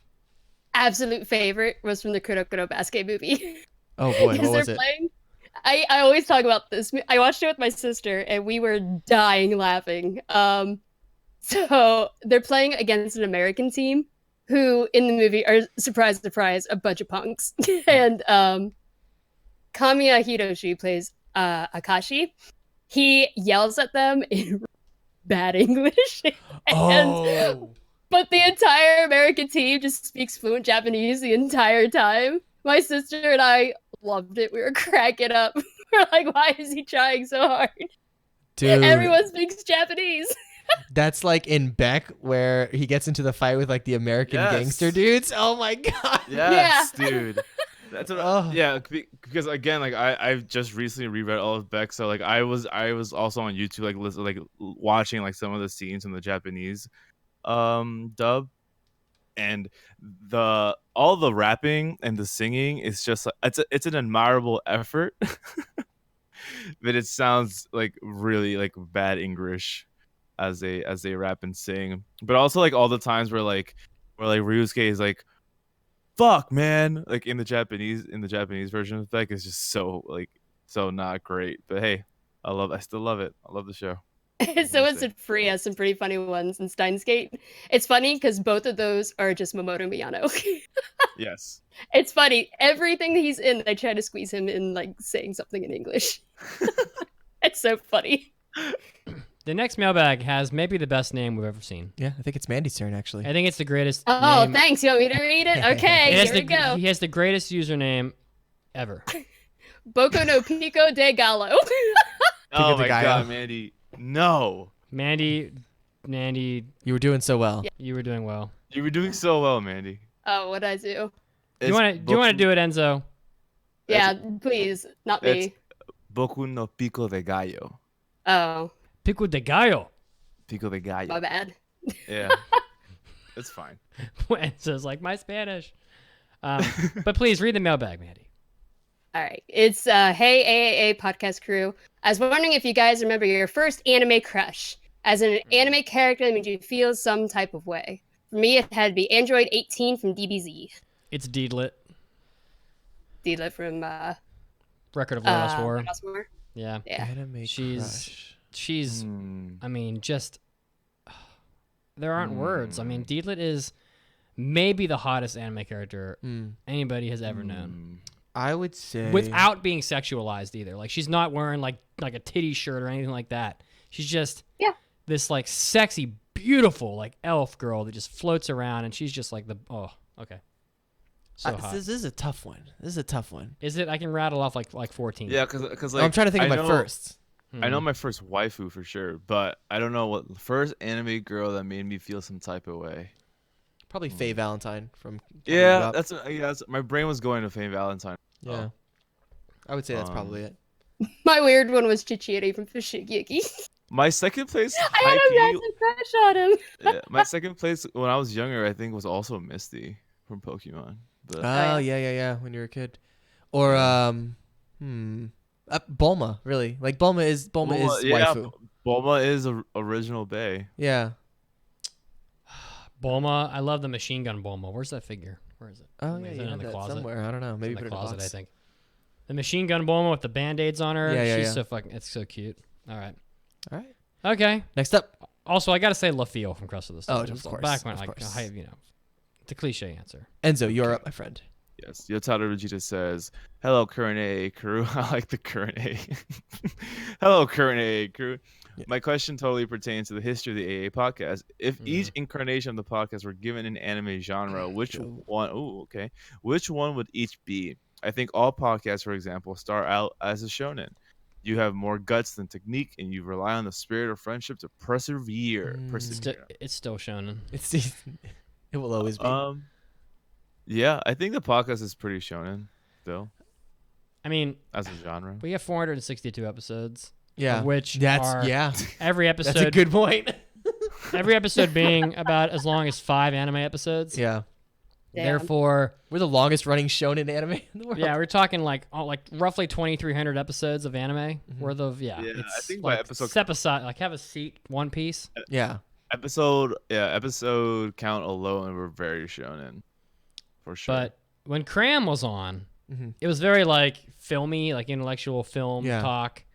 You know, there was And then lots I of came around. yeah. So back then it was like it was very and then Enzo came along, Mhm. and it was very like soft, lovey romance. And then we had, Mandy like- came along. We had like our romance. It was like super Yeah, nerdy. what's Mandy? Just ultra nerdy. Yeah, I think it's got to be like Ultra nerdy. So Mandy, we went from like completely up our street cred. Mm. we went from like high school romance like romance comedy with Yeah. Enzo to like more of a Genshiken like super like Yes. nerdy otaku no Breaking video. down theoretical stats of Pokemon Otaku, battle yeah. characters. You know what I Epic mean? of you Like, guys. what other podcast are you gonna get someone building you a custom Pokemon battle team You're from welcome. anime characters with stats, my guy? With stats and With move lists. stats I just And think, and strategic types. guidance. Yeah. and Kazuo, you and I we're like Yes. we're just like shonen bros. Yeah, yeah, yeah. So like I mean I'm personally fine just being shonen. I'm pretty much the Krillin of the group. I really Sure. bring nothing to the table. Although I'm the one that's bald, except so for comic relief. I mean I'm the one that's bald. It's true. So I Who mean would I be in Dragon Ball Z? I don't even know. Yo, here's the real question: what genre are each of us as individuals? Oh, Good I'm question. slice of life. I'm 1000%. Yeah, I have no idea. Okay, moving next mailbag. Okay. Oh damn. Carpet Shaver writes. Denied.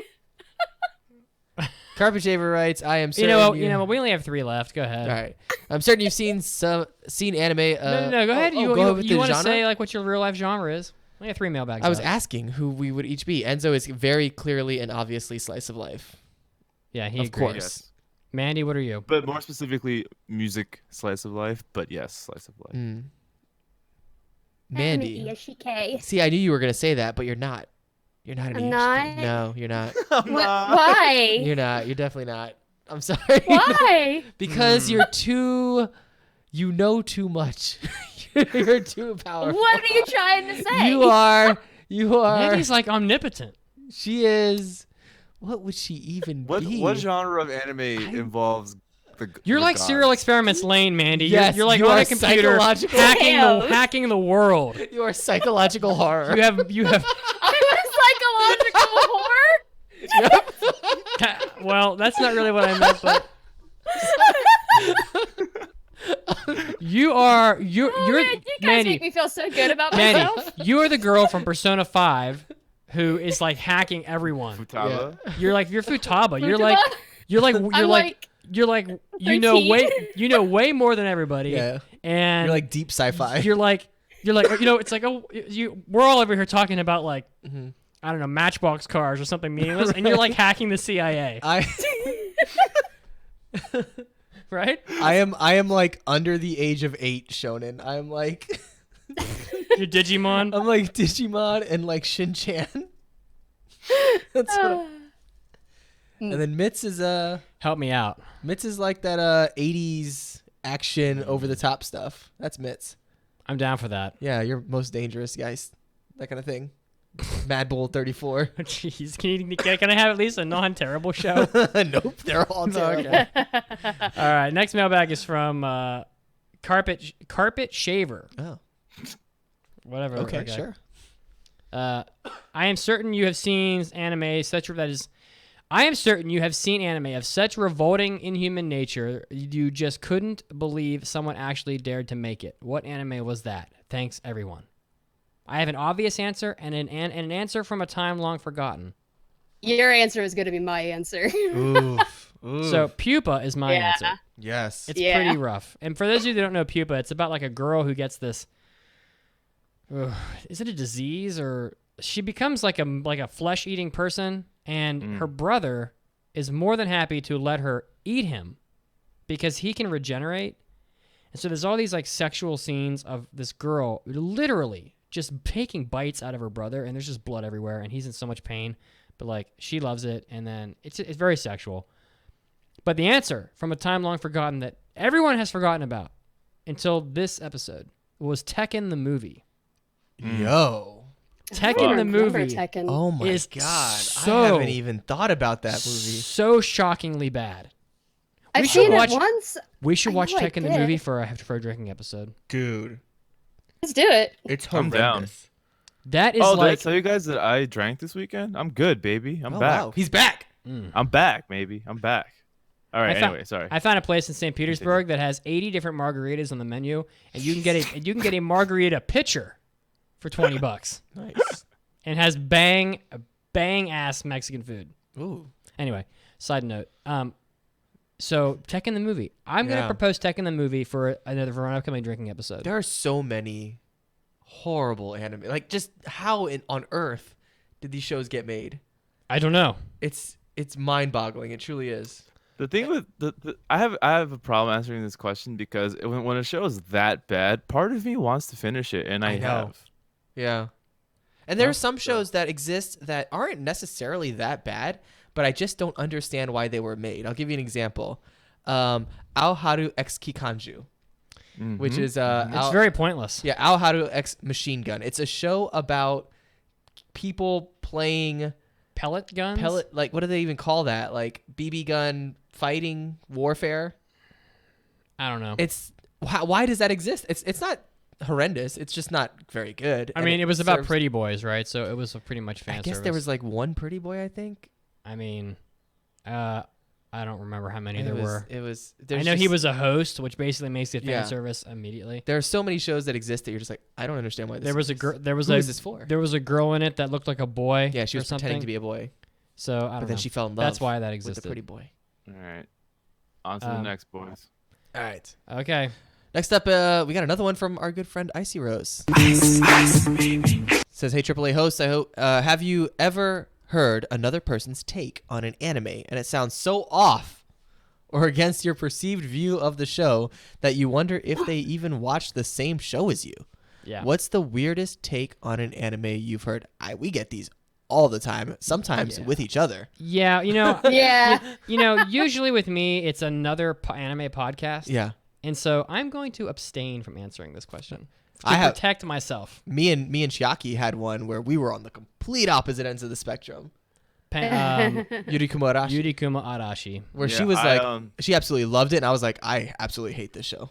And it was just, I mean, Sorry. Go ahead. No, I was gonna say that both of our opinions were totally valid, and we provided like reasoning behind them, and it was just two people looking at a piece of art and getting completely different things from it. Yep. And that That's happens. so. At one of my Brooklyn anime meetups, everyone's going around the table and like discussing like their favorites and stuff, and then someone was like, "Oh, one of my favorite anime ever is NGE," and a lot of people know on the podcast at least now that like I truly dislike that anime. Like, Yeah, but really- I already ate this shit Yeah. burger. Exactly. So, and then like everyone at the table literally paused and like turned their head to look at me, and I was like, "All right, let's do it." And I had to against like 6 people like defend my opinion of NGE and why I don't like it. So yeah, it'd be like that sometimes. Despite that drop, I actually don't especially dislike Evangelion. I just don't think it's worth worshiping. Yeah. But I think it's fine. I- I think it's good. I think it's good. I don't think it's great. that's the middle ground I give people. Is I think it's very important to watch. I think it influences a lot of things. I think it is an essential anime, but I don't feel that rewarded at the end to where I want to praise it like a godly anime. So Yeah. I Anything can't else? think of anything. Well, I mean, like I can think of ones that happen within our, but nothing that really stands out. I don't know. It happens to like so often. I don't know. Yeah. All right, Can't think of anything. let's get through this next one real quick, and then we're going to the news break. Okay. Who wants to Oh, is read it the my last turn? one? You're Sure, go ahead. Another great username. Oh, this is great. Oh, I love the little like emoji next to it. I know. Oni's nose holes. Nice. So random. Right. And there's like a little like smiley face emoji. As the industry has a number of successful studios, I can't help but wonder why studios are rarely ever able to make a successful show the first time. With this hurdle of commonly creating a show that could lose money, is there a possibility is discouraging the pop-up of new studios? It seems that there would be a number of great examples and inspiration to be able to study and be inspired from. I wanted to know what the hosts think about this dilemma and what, if anything, they believe could fix it. Cole the Herd. I'd like to see studios merge. I think that you have some studios that are really good at different things. You're like, oh, this studio is great at CG. This studio is great at drawing backgrounds. This studio has great writers. So let's merge some of them, and rather than having like a great writing with bad backgrounds or great backgrounds with bad writing, let's merge some of these, and you'll have studios that can do both. Yeah. And that would help you. But like, I mean, also there's a question about like why they would make an anime if they're gonna flop. Was that the question? Partly, yeah. He mentioned that their first shows are generally not very successful for new studios. Because they don't have the budget, man. Yeah. I mean, Yeah, they don't have the budget. They're still like, working things out within their team, I guess. I think like outside investors can help sort of buoy these studios until they can find their footing.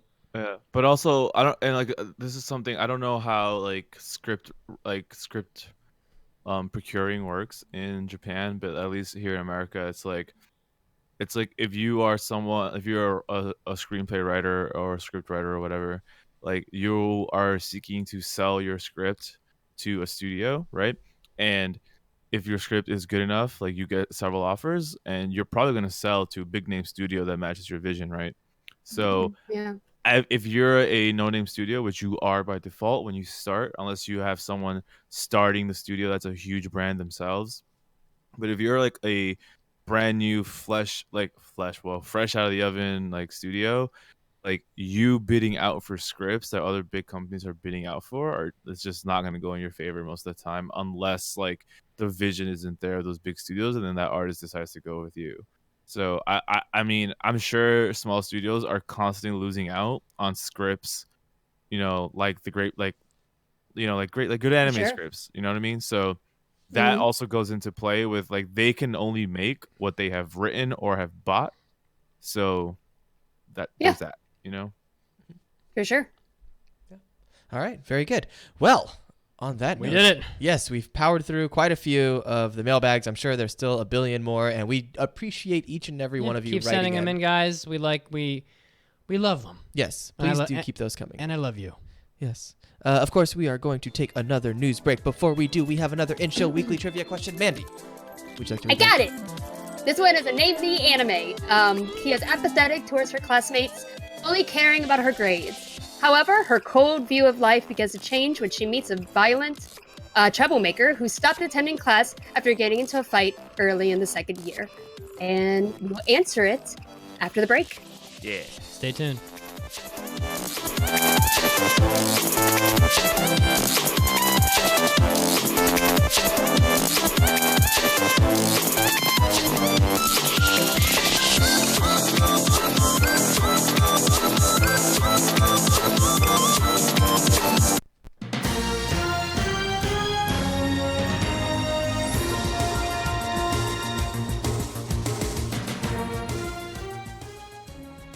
Hey, all you anime addicts, Mitsuki's back one more time, bringing you another dose of anime news. Well, this past week, the Japan Animation Creators Association did a survey that revealed that young people in the anime industry were earning 1 million yen less than the national average. So this survey company submitted a report on the current working conditions of animators at the, quote, 2018 research project to promulgate media arts activity report symposium, which happened on February 23rd.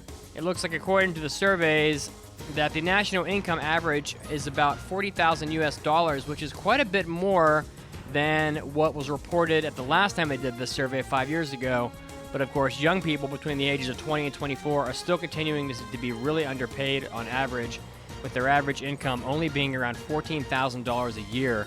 So it looks like there has been some relief in the anime industry for some animators in terms of their salaries when they're in their older years, but those people that are just getting started, the younger animators, are still really struggling, according to surveys done by associations in Japan. Next up, so we got some pretty silly news here. The Attack on Titan voice actor Yuki Kaji, who a lot of people know, has decided that he's going to be playing a printer. That's right, I said a printer. The Epson company has hired Yuki Kaji to be the voice of a printer in a recently released commercial where there are, quote, 3 gods of printing. The 3 gods ad shows a state of apocalyptic doom. However, the world is saved by calling down the, quote, 3 gods.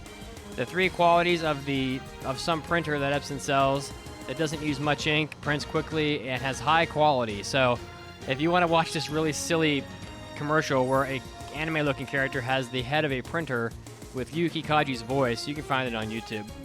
Next up, for those of you that are fans of Laid Back Camp, it looks like Laid Back Camp has been drumming up some pretty significant amounts of tourism in Japan.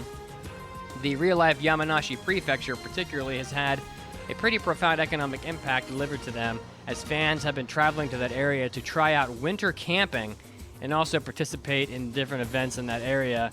Surveys have shown that that tourism in that area has increased dramatically, and that an extra $765,000 have been brought to that region due to the anime Laid Back Camp. So it's always kind of interesting to see underserved areas of Japan getting a big boost to their economies due to an anime property, which makes anime look good, and of course is doing great things for Japan and the people that live there. And rounding us out, it looks like an animator prep school is opening up in April that is going to be hopefully helping different animators in the industry. In April, they're going to be opening up this prep school that is going to be training young animators and hopefully have to retain them a little better in the industry. It is run by the Tsumugi Animation Research Institute, which is also an animation production company that works and kind of does assisting animation with lots of other studios. It aims to make it easier for graduates to find stable work in the industry by removing the need for animators to work as low-income earners and in-between animators as a form of training. So it's good to see that these sorts of schools are popping up that will help to teach the animators how to do their jobs more effectively, because as we've heard recently, it seems like the anime studios are pretty busy and don't really have time to be teaching the newcomers the ropes. This was Mitsugi, and this was your anime news break. Now, once again, time to get back to the podcast.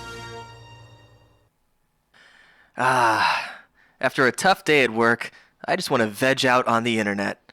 I wonder what kind of weird hentai goods JList.com has on sale. Kazuo, what are you looking at? Well, this is embarrassing. It was JList.com. What was that? Go back to it. Oh, that was an anime boob mouse pad. Really? Has it come to that, Kazuo? Hell no, man. I'm keeping it real. But JList keeps it real, too. Real perverted. They've got hyper-realistic boob mouse pads, sexy pillows, naughty calendars and anime figures, and an array of Tenga products. Did somebody say Tenga? Good God. Where'd you come from? That's right, my bald, mid-30-something anime grumpy pants man. Damn, I love Tenga. Has it come to that, Mitz? Hell no, Enzo. I just love to feel the embrace of a Tenga egg when I stretch it over... Whoa. Okay, now. Over my bald head? I think that's even weirder. Head over to JList.com and get yourself set up with some of the finest Japanese adult products.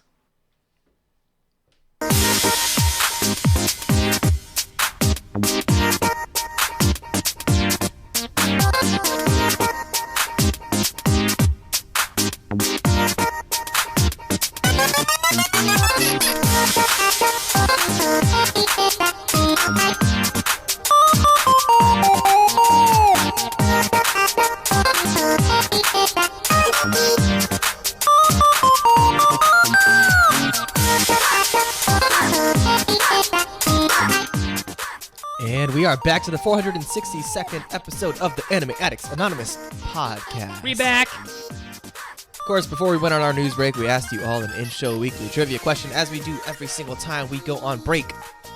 Enzo, my guy, Yo. my dude, Your guy. could you please? Yeah. Share. So before the break, we asked you to name this anime. He is apathetic. He is apathetic towards her classmates, only caring about her grades. However, she's apathetic towards her classmates. Yeah, only that caring tripped about me her up grades. too. However, her cold view of life begins to change, and she meets a violent troublemaker who stopped attending class after getting into a fight early in the school year. That anime, if you haven't guessed it, is My Little Monster, Tonari no Kaibutsu-kun. All right, very interesting. I have not seen So that everyone knows I'm winning the poll. What poll is this? The poll for the Pokemon, like how much Pokemon's gonna make. Oh, what was yours? A lot. Oh, at least lot. $1. Yeah. Apparently I'm at 42%. Nice. I mean, that's fair. How many? What I was percent like, am I at? I was not expecting you to actually put that. So apparently both you and Enzo are at 18%, and I am at 21%. Oh, wow! I have So- an 18% chance if you have ever making $2 billion. I'll take it. Yeah. Do you know what you would do with like some kind of let's see, like financial risk model? You would take all the amounts and like do like a multiplication factor against the percentage of the likelihood of it occurring. And that's how you come up with like a. What is the name of that? Do you know what the name of that model is, Enzo? Oh wait, what model? You'd be like, oh, Is it called the 5-star review model? okay. Hey.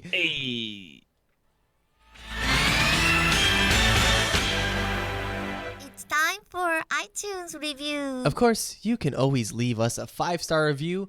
Just head on over to iTunes, just like Jimmer Jetski did. Hey, I love you guys and the podcast. I've been listening to you so long. I feel like you are all old friends. Well, I'm your We friend. are. friends. We are friends. we are You old. just didn't know it We to know. are friends, yeah. Come visit me in St. Petersburg, Florida, and I will take you to all of the most delicious food places, and there are many. Wow. You make my work days better just knowing there are people like me out there that love anime. Oh, and Mitts. Uh-oh. We still need to watch Banner of the Stars together. Lol. Love you guys. Jimmer T86. Oh, he's on the Discord. Hey, Oh, he's Jimmer. on the Discord. Yeah, I know But the of name. course.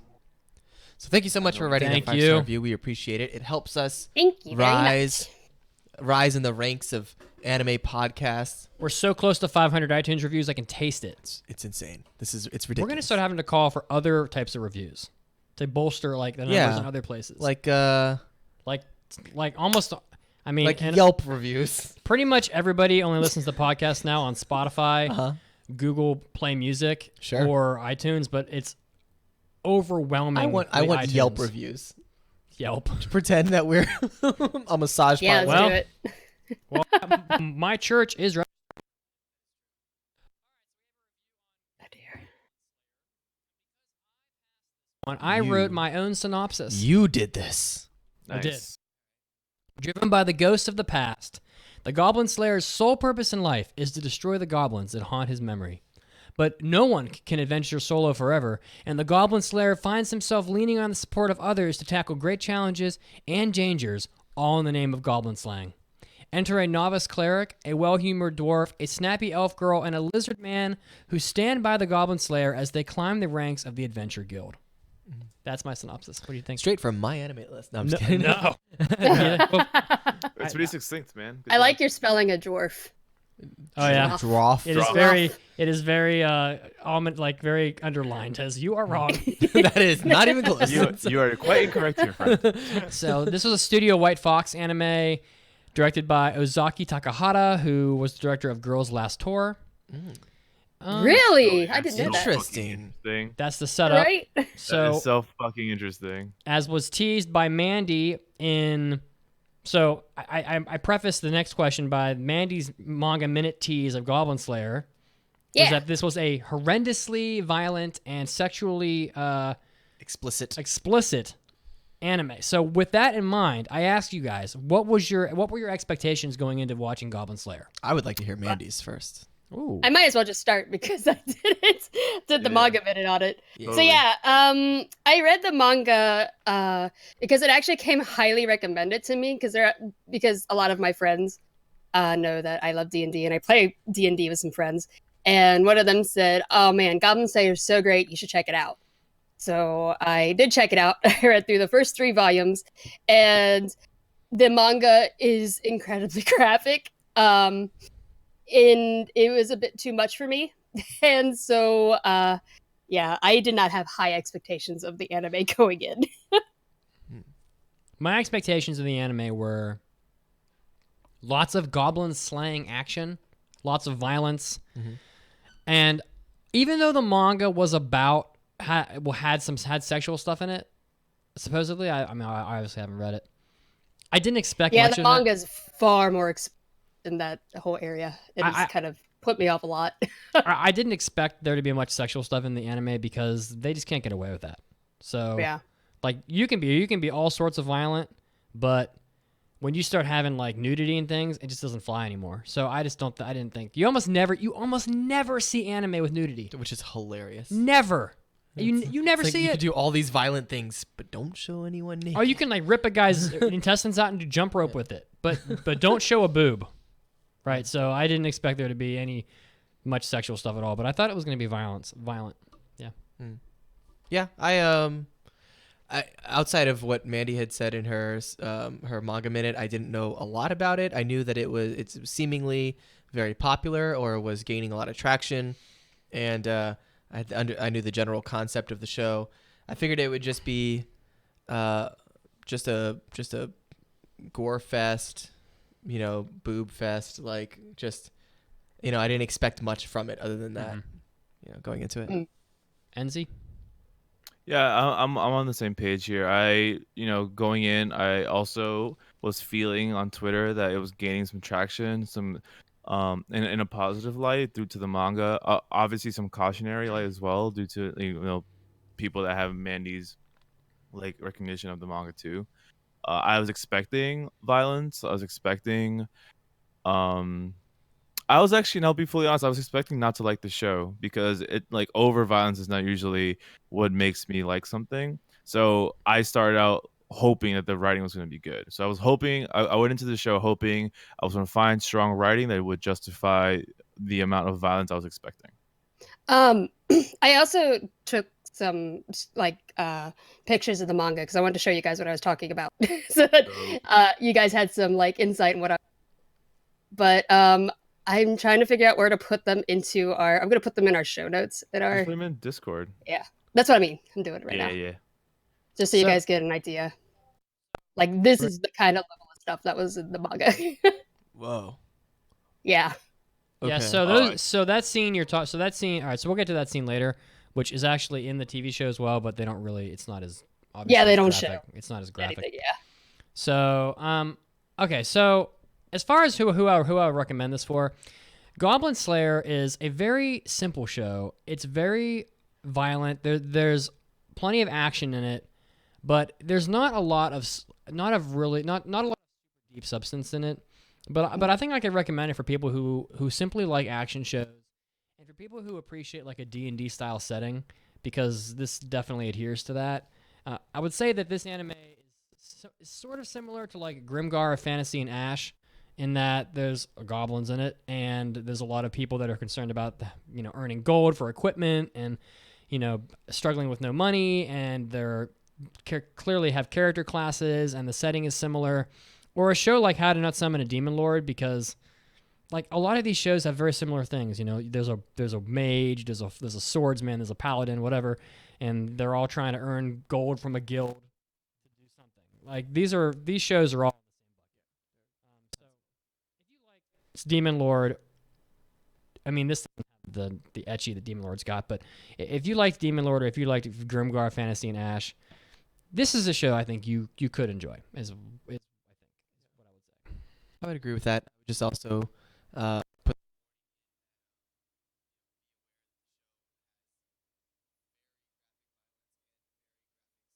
Okay, you guys are cutting out a whole bunch.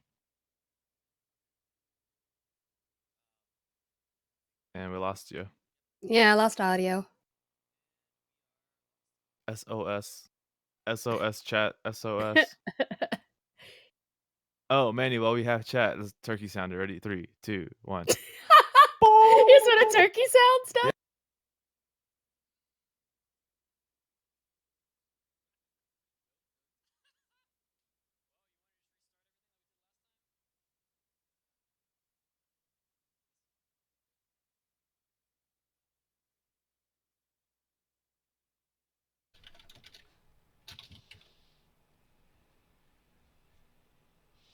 Good.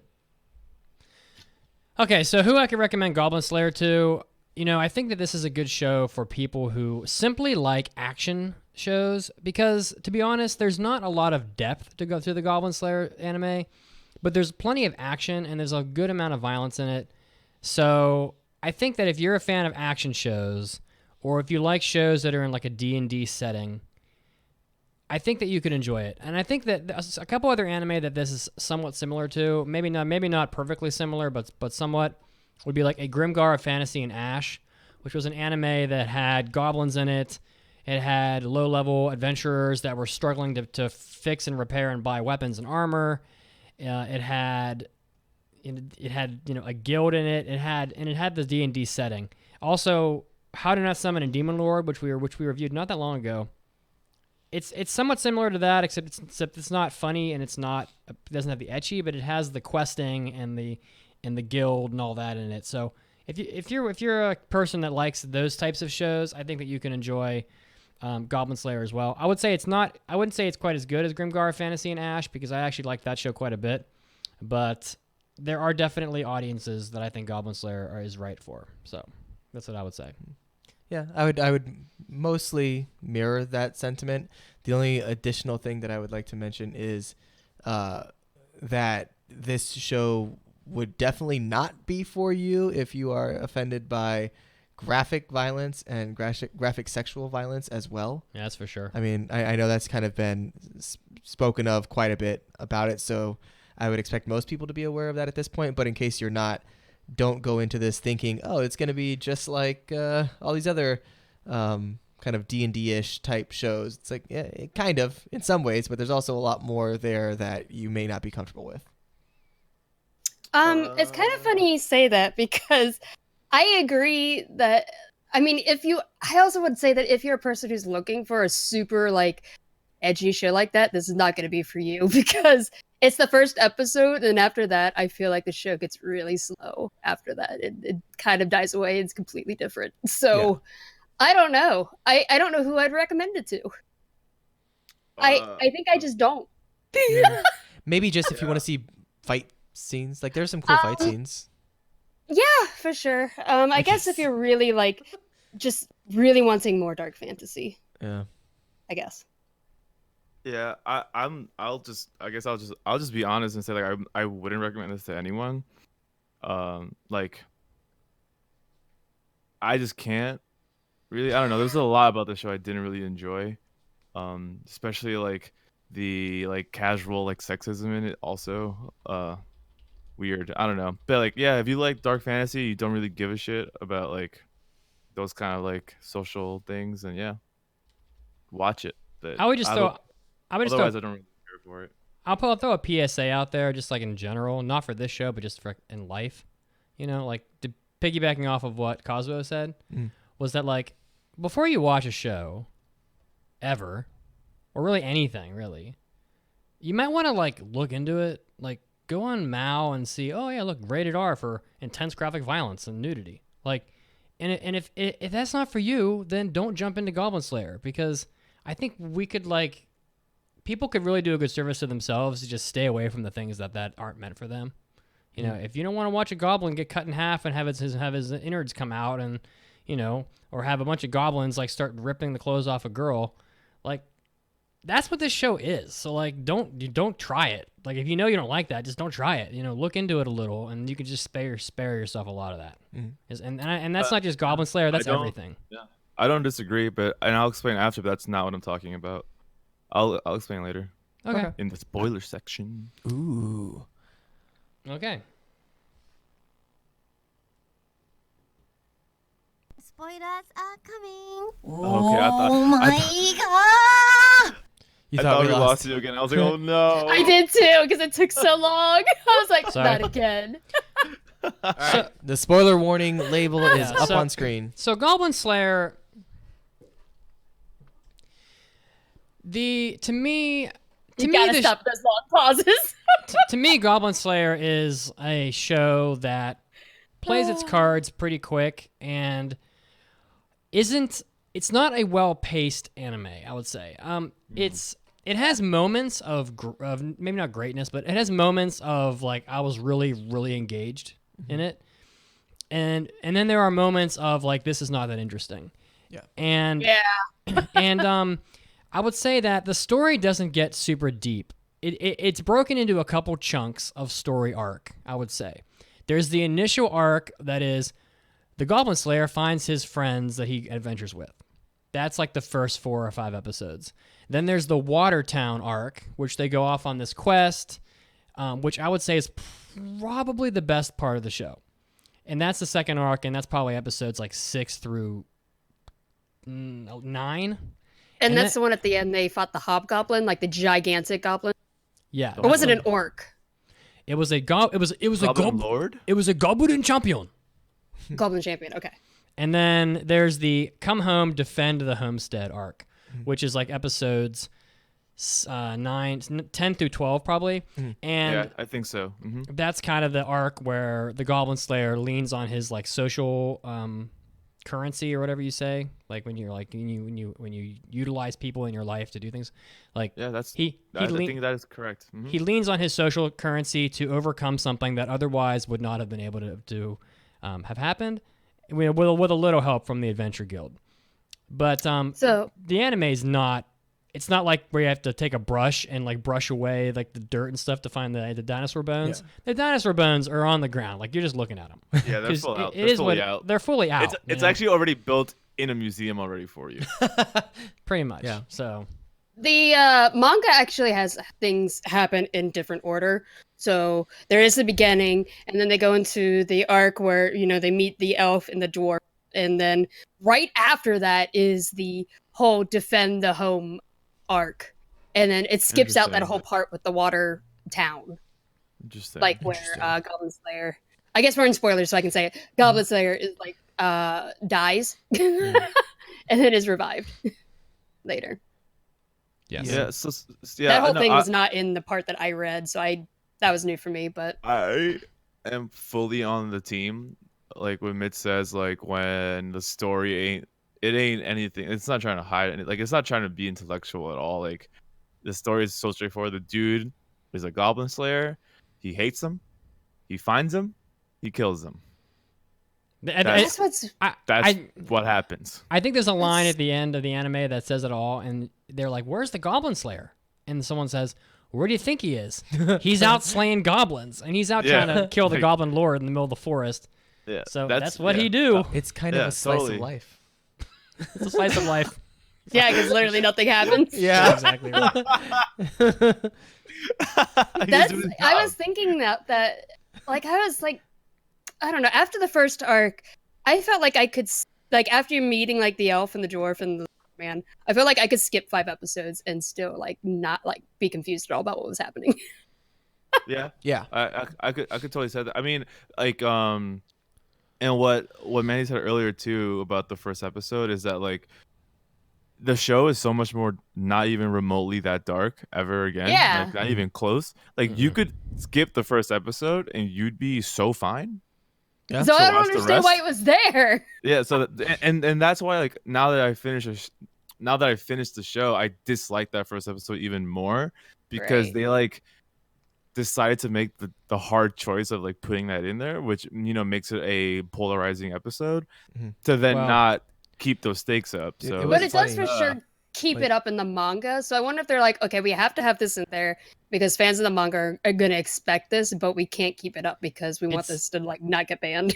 It's clearly an homage to the manga, and it's clearly meant for readers of the manga, and they're just not Yeah. they're just not taking like the Western crowd or whatever into account. Like it's they wanted to do it for the manga and be like, okay, this is for the manga fans, because like let's face it, like the manga is why this anime was made. It was So- funny, like watching the first episode. I think I like tweeted out something, and I was like, "Oh boy, like this is gonna be a tough one to like get through or whatever." Yeah. Like if Process. the show is gonna continue to be like this, and then it wasn't, but it was.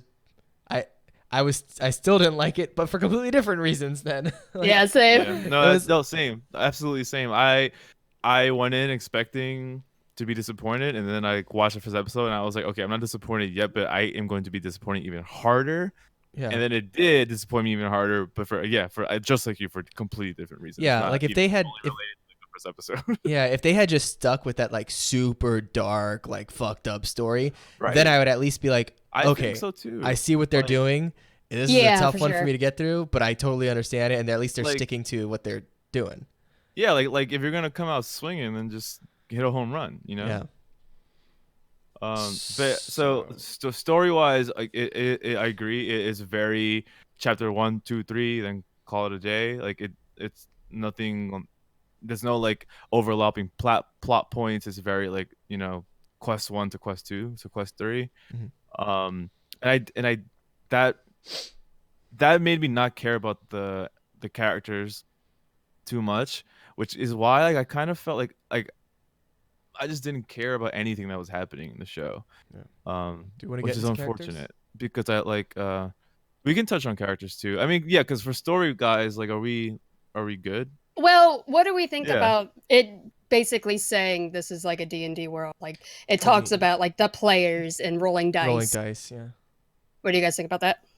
It's just a Not deep enough it was to it matter. was it was a Yeah. a tool to have an excuse to create the world. Like that's like the they just needed something to be like, oh, and this is why it exists in this way. Do you think it's weird that they only rolled D6s? A little bit. Never had any D20s. Yeah. But in the manga they do. They have D20s. So what the Yeah, I guess the execution to me was a little bland because I didn't care. I just didn't care for it. And I'm someone like I want to care for things, but like no, the story and everything revolving the story and setting for me, like I feel I'm sounding so negative. Like I unfortunately like did not get hooked into the show at all. Like I watched it Yeah. continuously trying to like trying to plug in an Ethernet cable into like your PC to get connection. Like I kept constantly wanting to be like, come back, connect, and like I just couldn't. Like nothing made me want to like sit down and like look forward to the end. I was looking forward to the end to like finish it and like get my thoughts together, but not to like look forward to the ending. I didn't particularly. The show is okay. Like for me, I didn't particularly dislike the show. I clearly think I like the show the most out of all of us. It was an easy watch for me. Like I didn't find myself bored during it all that much. There were some down episodes where, like when I got to episode, it was like episode 5 or 6, and I was thinking, it's like, man, not a whole lot has happened in a while, And I was thinking, okay, episode 1 was engaging to me. Things were happening. Episode 2 was 2 and 3 were somewhat engaging, but like not as interesting. But like to me, the show started to like get on the right track for me around episode 6 and 7. And I think episode 7 is the strongest episode in the show, and that is where they bite off a little more than they can chew in the water town underground, because there's all the goblins coming in. They're backed into the corner, and there's like 100 goblins coming into this room, and the little mage girl, the little cleric, is trying to hold her barrier up, but she's not that good, so like she's not able to keep it up, and the goblins are shooting arrows at him, and then the Goblin champion comes in out of nowhere, by the way, like not seen before, and just wrecks them. And I was like, this is gonna be a party wipe. Like literally TPK. Literally, the lizard man goes down. Yeah. They gang tackle him. They gang tackle. The dwarf is like holding his own, but he's down. The elf girl is about to get the same thing that the girl in the first episode got, where the goblins are just starting to tear her clothing off. They're doing what they're doing. Goblin Slayer is like dead. Like he got clubbed, knocked into the ceiling, and is literally coughing up blood and dead in a pile of rubble. And then the cleric And then girl, he was like, I would like to rage.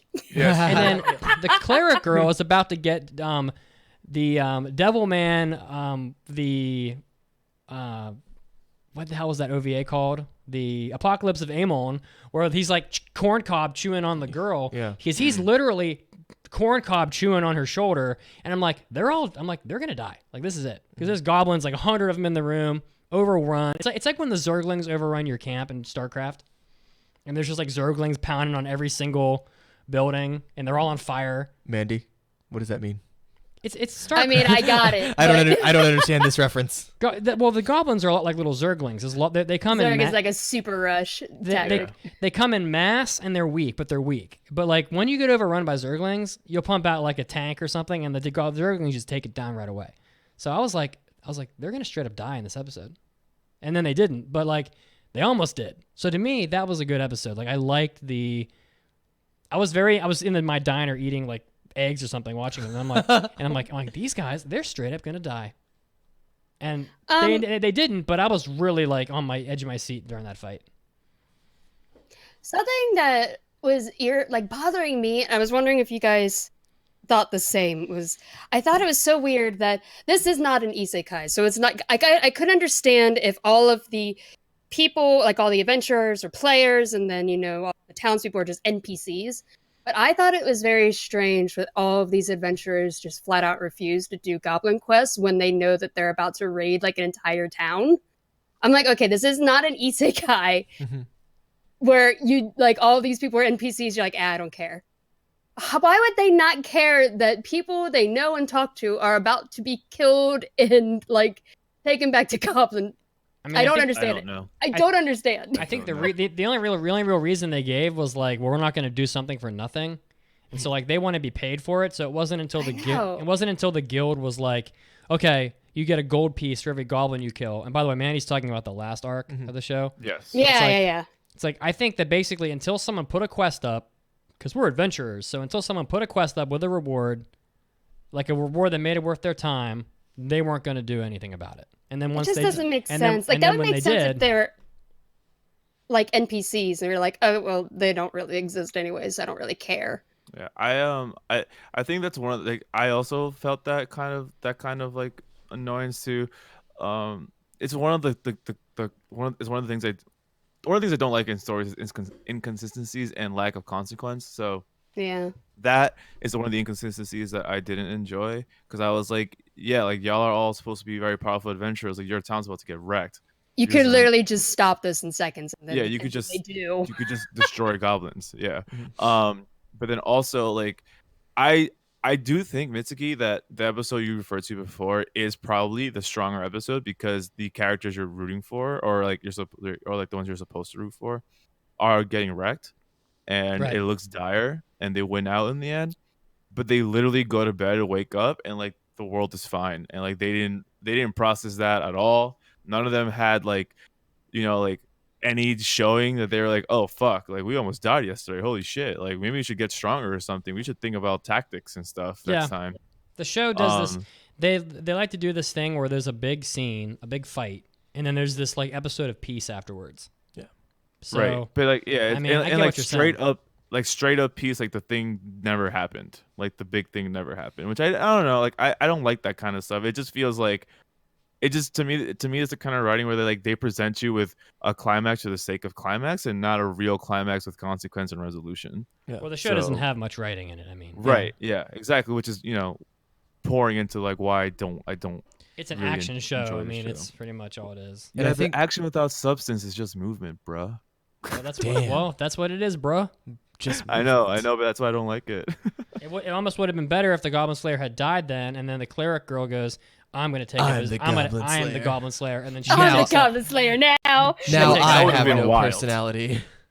That would have been wild. But that's not what happens. Nah, that's not what happened. Is there more to say for story? I think to me the beats were pretty weak, so I was disconnected kind of. I was kind of surprised that speaking about the characters for a second, Goblin Slayer was one of the. He wasn't really much of a character. They committed like my cardinal sin with characters. CG? No, not CG. Like for me, like I always preach about how like characters are the most important part of any story, and like the worst possible thing you can do. Like literally, you can have a story that is about two dudes hanging out in a room, And as long as they are interesting characters, it's worth watching. And the cardinal sin is having a character that is simply not interesting. And they do this all the time with shows like this, where they give you just a blank slate, wooden plank character with no personality that you can just like overlay your own, personality on and just pretend to be him. And he's a badass and gets a bunch of girls and stuff like that.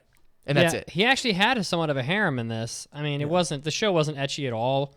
But the farm girl, who, by the way, I thought was the most attractive out of all of them. Well, yeah. The farm girl was Drew into her the that Goblin way. Slayer. The cleric girl was into the Goblin Slayer.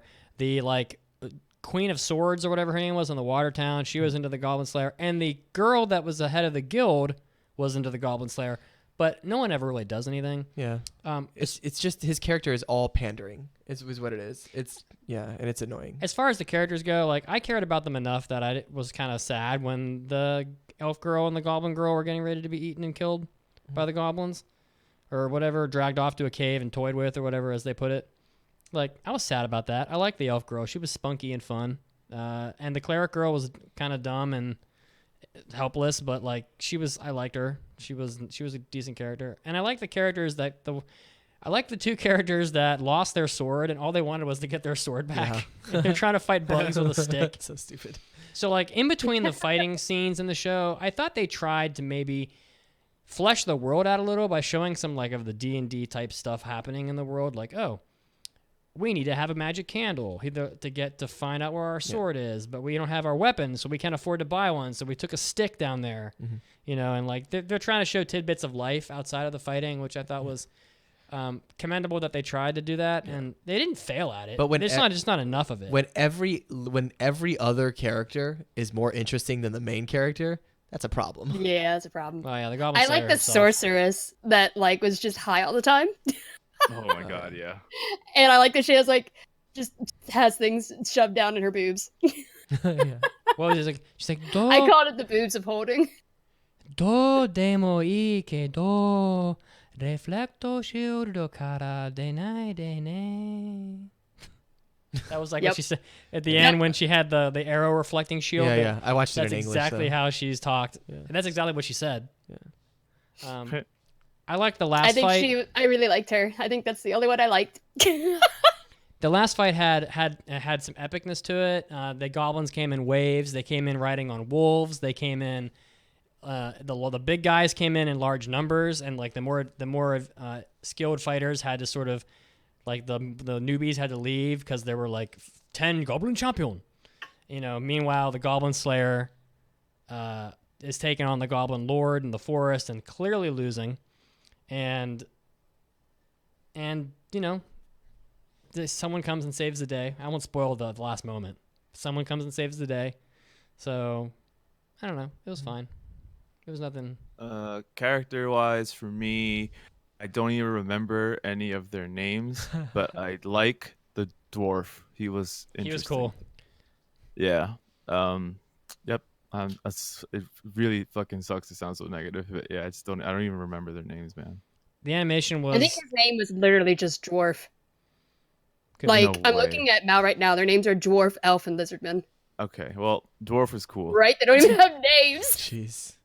I didn't even realize. See, I didn't even want to know their names. So damn. Okay. The animation was kind of average, I would say. Yeah. The music was average. It had some like metal riffs in there from time to time. The opening was kind of eccentric. It had the opening would have made a great D&D song, not D&D, a great Dance Dance Revolution song because of like the varied rhythms in it. Yeah. Is all I could think of, and I'm sure someone has done like a Pump It Up or one of the computer version of that. Night Court version.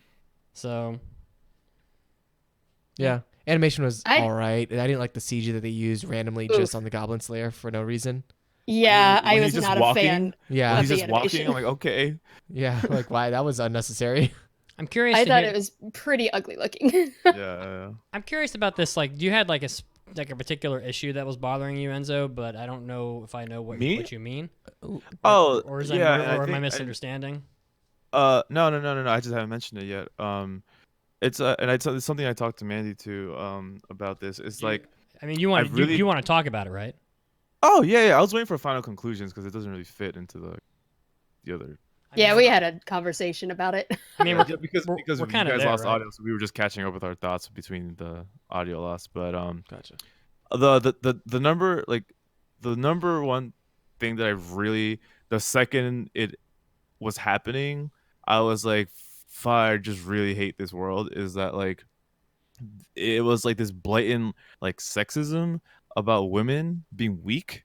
Yeah. Like it was The women amount are of times weak. somebody mentioned women are Yeah. weak Women irritated are me. weak. We worry. We care too much, or whatever the fuck else. And like, I forgot what the second example was, but like, Don't make her don't work her too hard. She is a girl right. Don't work her too hard. She's during a a girl. war. Yeah, I'm like, bro, like, what is this? Like, this is like I just literally hate that as someone who is friends with women that are extremely powerful. Like, I just don't have tolerance for that kind of writing and attitude towards our equals in women. So like, that really lost me. I think that was like around like episode 7. Like, yeah, the sword maiden is the one that says, oh, like the sword fucking maiden that defeated the demon lord or whatever is like, women are weak, we worry you. I'm like, shut the fuck up. Like, you're just a male fantasy product. I do And, remember like, she said that.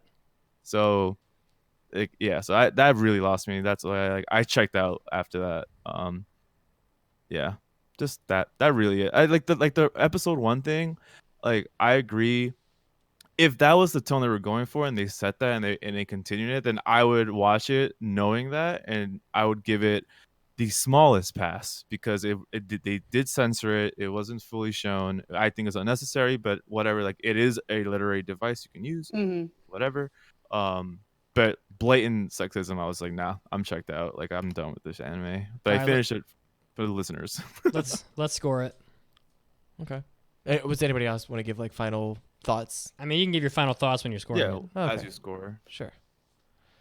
I don't want to go first. I can just go first too, like, Sure. because I already started with that. Yeah, I again, like, I really look for story and characters to be what drive me to love something. Art and animation are super subjective. I think, like, as long as that isn't complete garbo, like, story and characters will carry you, and if you have solid music behind that, it can fill out the edges of an okay product, right? But here, I just didn't find any substance in the story. Again, if the characters even had names, I would not have remembered them. I just don't know what any of them are called. I didn't really care for any of them. Dwarf had some cool moves, but maybe I just like dwarves because I'm impartial to them. I think they're a cool D&D race. um yeah, and again, that sexism thing, like, that insta checkout for me. Like, I'm just like, I'm done with that. Animation was okay. Like, it's not trash, it's okay. Unnecessary CG sometimes, and the music was not memorable for me either. There were some metal riffs that were kind of cool, like Kazuo mentioned.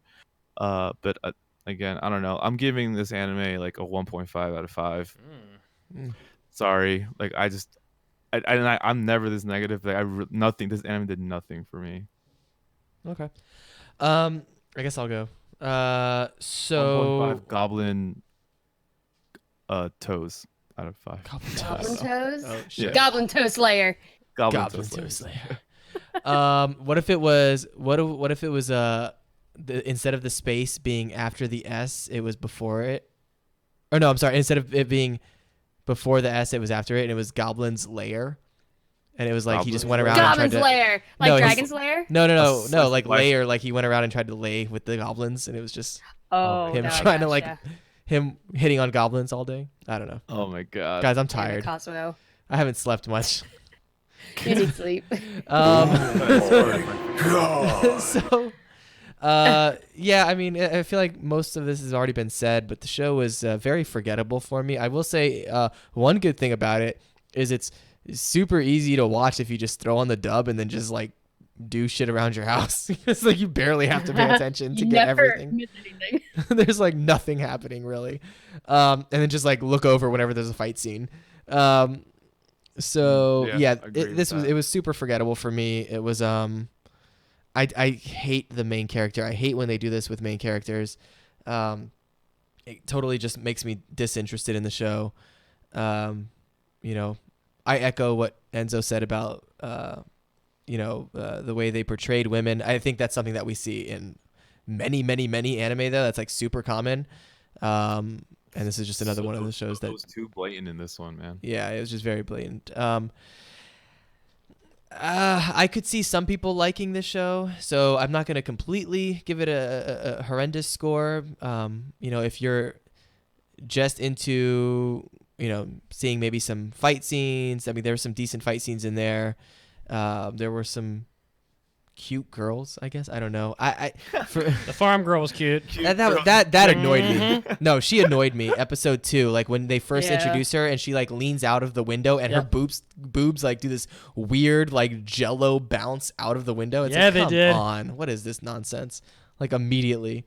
I just hate being pandered to. Like I'm an idiot. There's all kinds of lovers out there. So yeah, for me, I don't know. I'd give the show.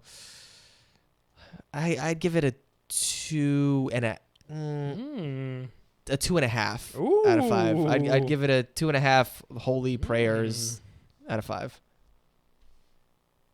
Oh man, now I'm torn. I don't know what number to give it. Just give it what you would have given it. I was hoping you guys would help me decide because I was deciding between 2 of them. And anyways, yeah, I was not a fan. I read the manga and I was not a fan of the manga, so I already went in with low expectations. I will say it wasn't as awful as I was expecting, because I was expecting it to be pretty much the entire thing was like going to be like the first episode, and it ended up being really slow. I was like, okay, I don't know if anything's going to happen, but and I also echo, because Enzo and I talked about it too. I echoed that as well. The whole sexism thing got me really irritated. And normally, if everything else in the anime was super strong, I could overlook that kind of stuff. But it just kind of added onto the pile. I was like, okay, I get it. But yeah, man, I don't know what score to give it. I was thinking either 1.5 or a 2 because I really disliked it. But I think I'm going to go with the 2. I'm going to be nice today. A point higher. Half a point higher. Okay, so Goblin Slayer to me was a fairly easy watch for me. I enjoyed the fight scenes, of which there were like 3 or 4 that were decent. I liked the scene with the geyser was cool when they blew up the geyser, and then the goblins rushed in, and then there was the fight at the end that was really good, and then there was the fight where they almost all died. I was fairly engaged for a lot of it, and there were a couple episodes in there where I was totally bored, but like even some of like the like quote unquote like time off episodes where side characters were looking for their weapons and things like that, I was okay with it. So I didn't even notice like the social stuff. Like I guess I just don't know. I don't pay attention closely enough to like pick up on that stuff, but I just didn't even occur to me. I don't know why that is. It just didn't. I mean, that's fine. I'm like hypersensitive to that. I totally understand what you're saying, and I remember the exact line you said. It's just that when she said it, I didn't even think, like, it didn't even occur to me. But I get it. So, yeah. But overall, like I said, I'm rating shows based on like how much I enjoy watching them, and I would say I liked this show at about a 3.5 Goblin Champion out of 5. It was okay. It was shallow, but I had fun watching it, I would say. So, but I only recommended for people that don't have other fantasy shows that are similar to this that they haven't seen already, because there are other things I would recommend first. Yeah. There's plenty of other shows you can watch that are going to be a better spending of your time. 2.5 is the average. Okay. So I think that's fair. Now, if you look at the social media from Icy Rose, scores way higher. 43% of people gave it a 3. 40% gave it a 4. 13% gave it a 5. And only 4% gave it lower than any of that, with an average of a 3.5 from social. I mean, that's cool. Like what you like. Yeah. No, definitely like what you different. like, bro. Which is actually like dead in line with what Matt with what like my anime list had at like a 7.7. So that's pretty much like exactly almost a 3.5 out of 5. So Yeah, I do want to emphasize, like seriously, like what you like. This whole Yeah. podcast is just like our opinion, man. I So, really, I It's don't just li- like your opinion, man. it's don't just like- like our opinion, bro. I dislike it when people get really bent out of shape because of things we say. Like Totally. you should never let something we say affect how you like something. Like No, like who the fuck absolutely. are we?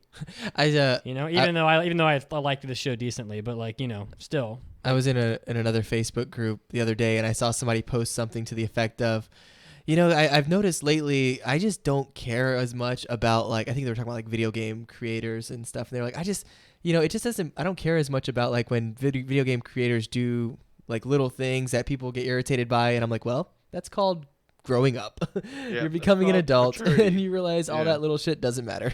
It's like if you like Yeah, Goblin Slayer, no. but we don't. If we like it at a 2.5 and you think it's a 4, awesome. I'm happy Yeah, you liked awesome. it. As long as you are also anti-sexism, because that's fucked up. But aside from that, I hope if you like it, you like it. All right. That's all she wrote. We have a ton of different comments on Yeah, we here. don't I have time don't for think any we of have that. time to get to those, but we Definitely not. appreciate you guys sharing all I of do your love thoughts it. on the I show. do love that you guys wrote all that down. But they'll be in the show notes. For those of you that pick the show notes up, you can read this comments from the show Yes. on the show notes. Absolutely. So of course we don't have any mailbags to get to because we did that earlier. We done, Boom. son. Done. We done. We taking it home. We done. I would like to say that our next manga club coming up is on Sanctuary, and it'll be on March. The Kingdom 13th. Hearts song? No, Oh, Oh, damn. I love that song. Damn. but I'm super excited, and we had a good time with one. Thank And I'm you sorry, for you said it was coming. on March what? 13th. 13th. Okay, gotcha. Yes, All right. Sanctuary. So thank you guys so much for tuning in. Those that joined us live, we appreciate you. Thank you very much. Of course, you can always find us on our website, AAAPodcast.com/join to create an account and sign up for all of our extra bonus, super awesome, additional I can't wait to hear podcasts. about Tiny Evil. We're going to do a hentai episode here. We did a Hobby Addicts earlier. Check that out. Please subscribe on iTunes. Head over to our Facebook group, facebook.com/group/AAPodcast, and join our Discord server. Link is on the main website page. Thanks again, and we love you. We'll catch you next time. Get out of here. Goodbye. Peace out.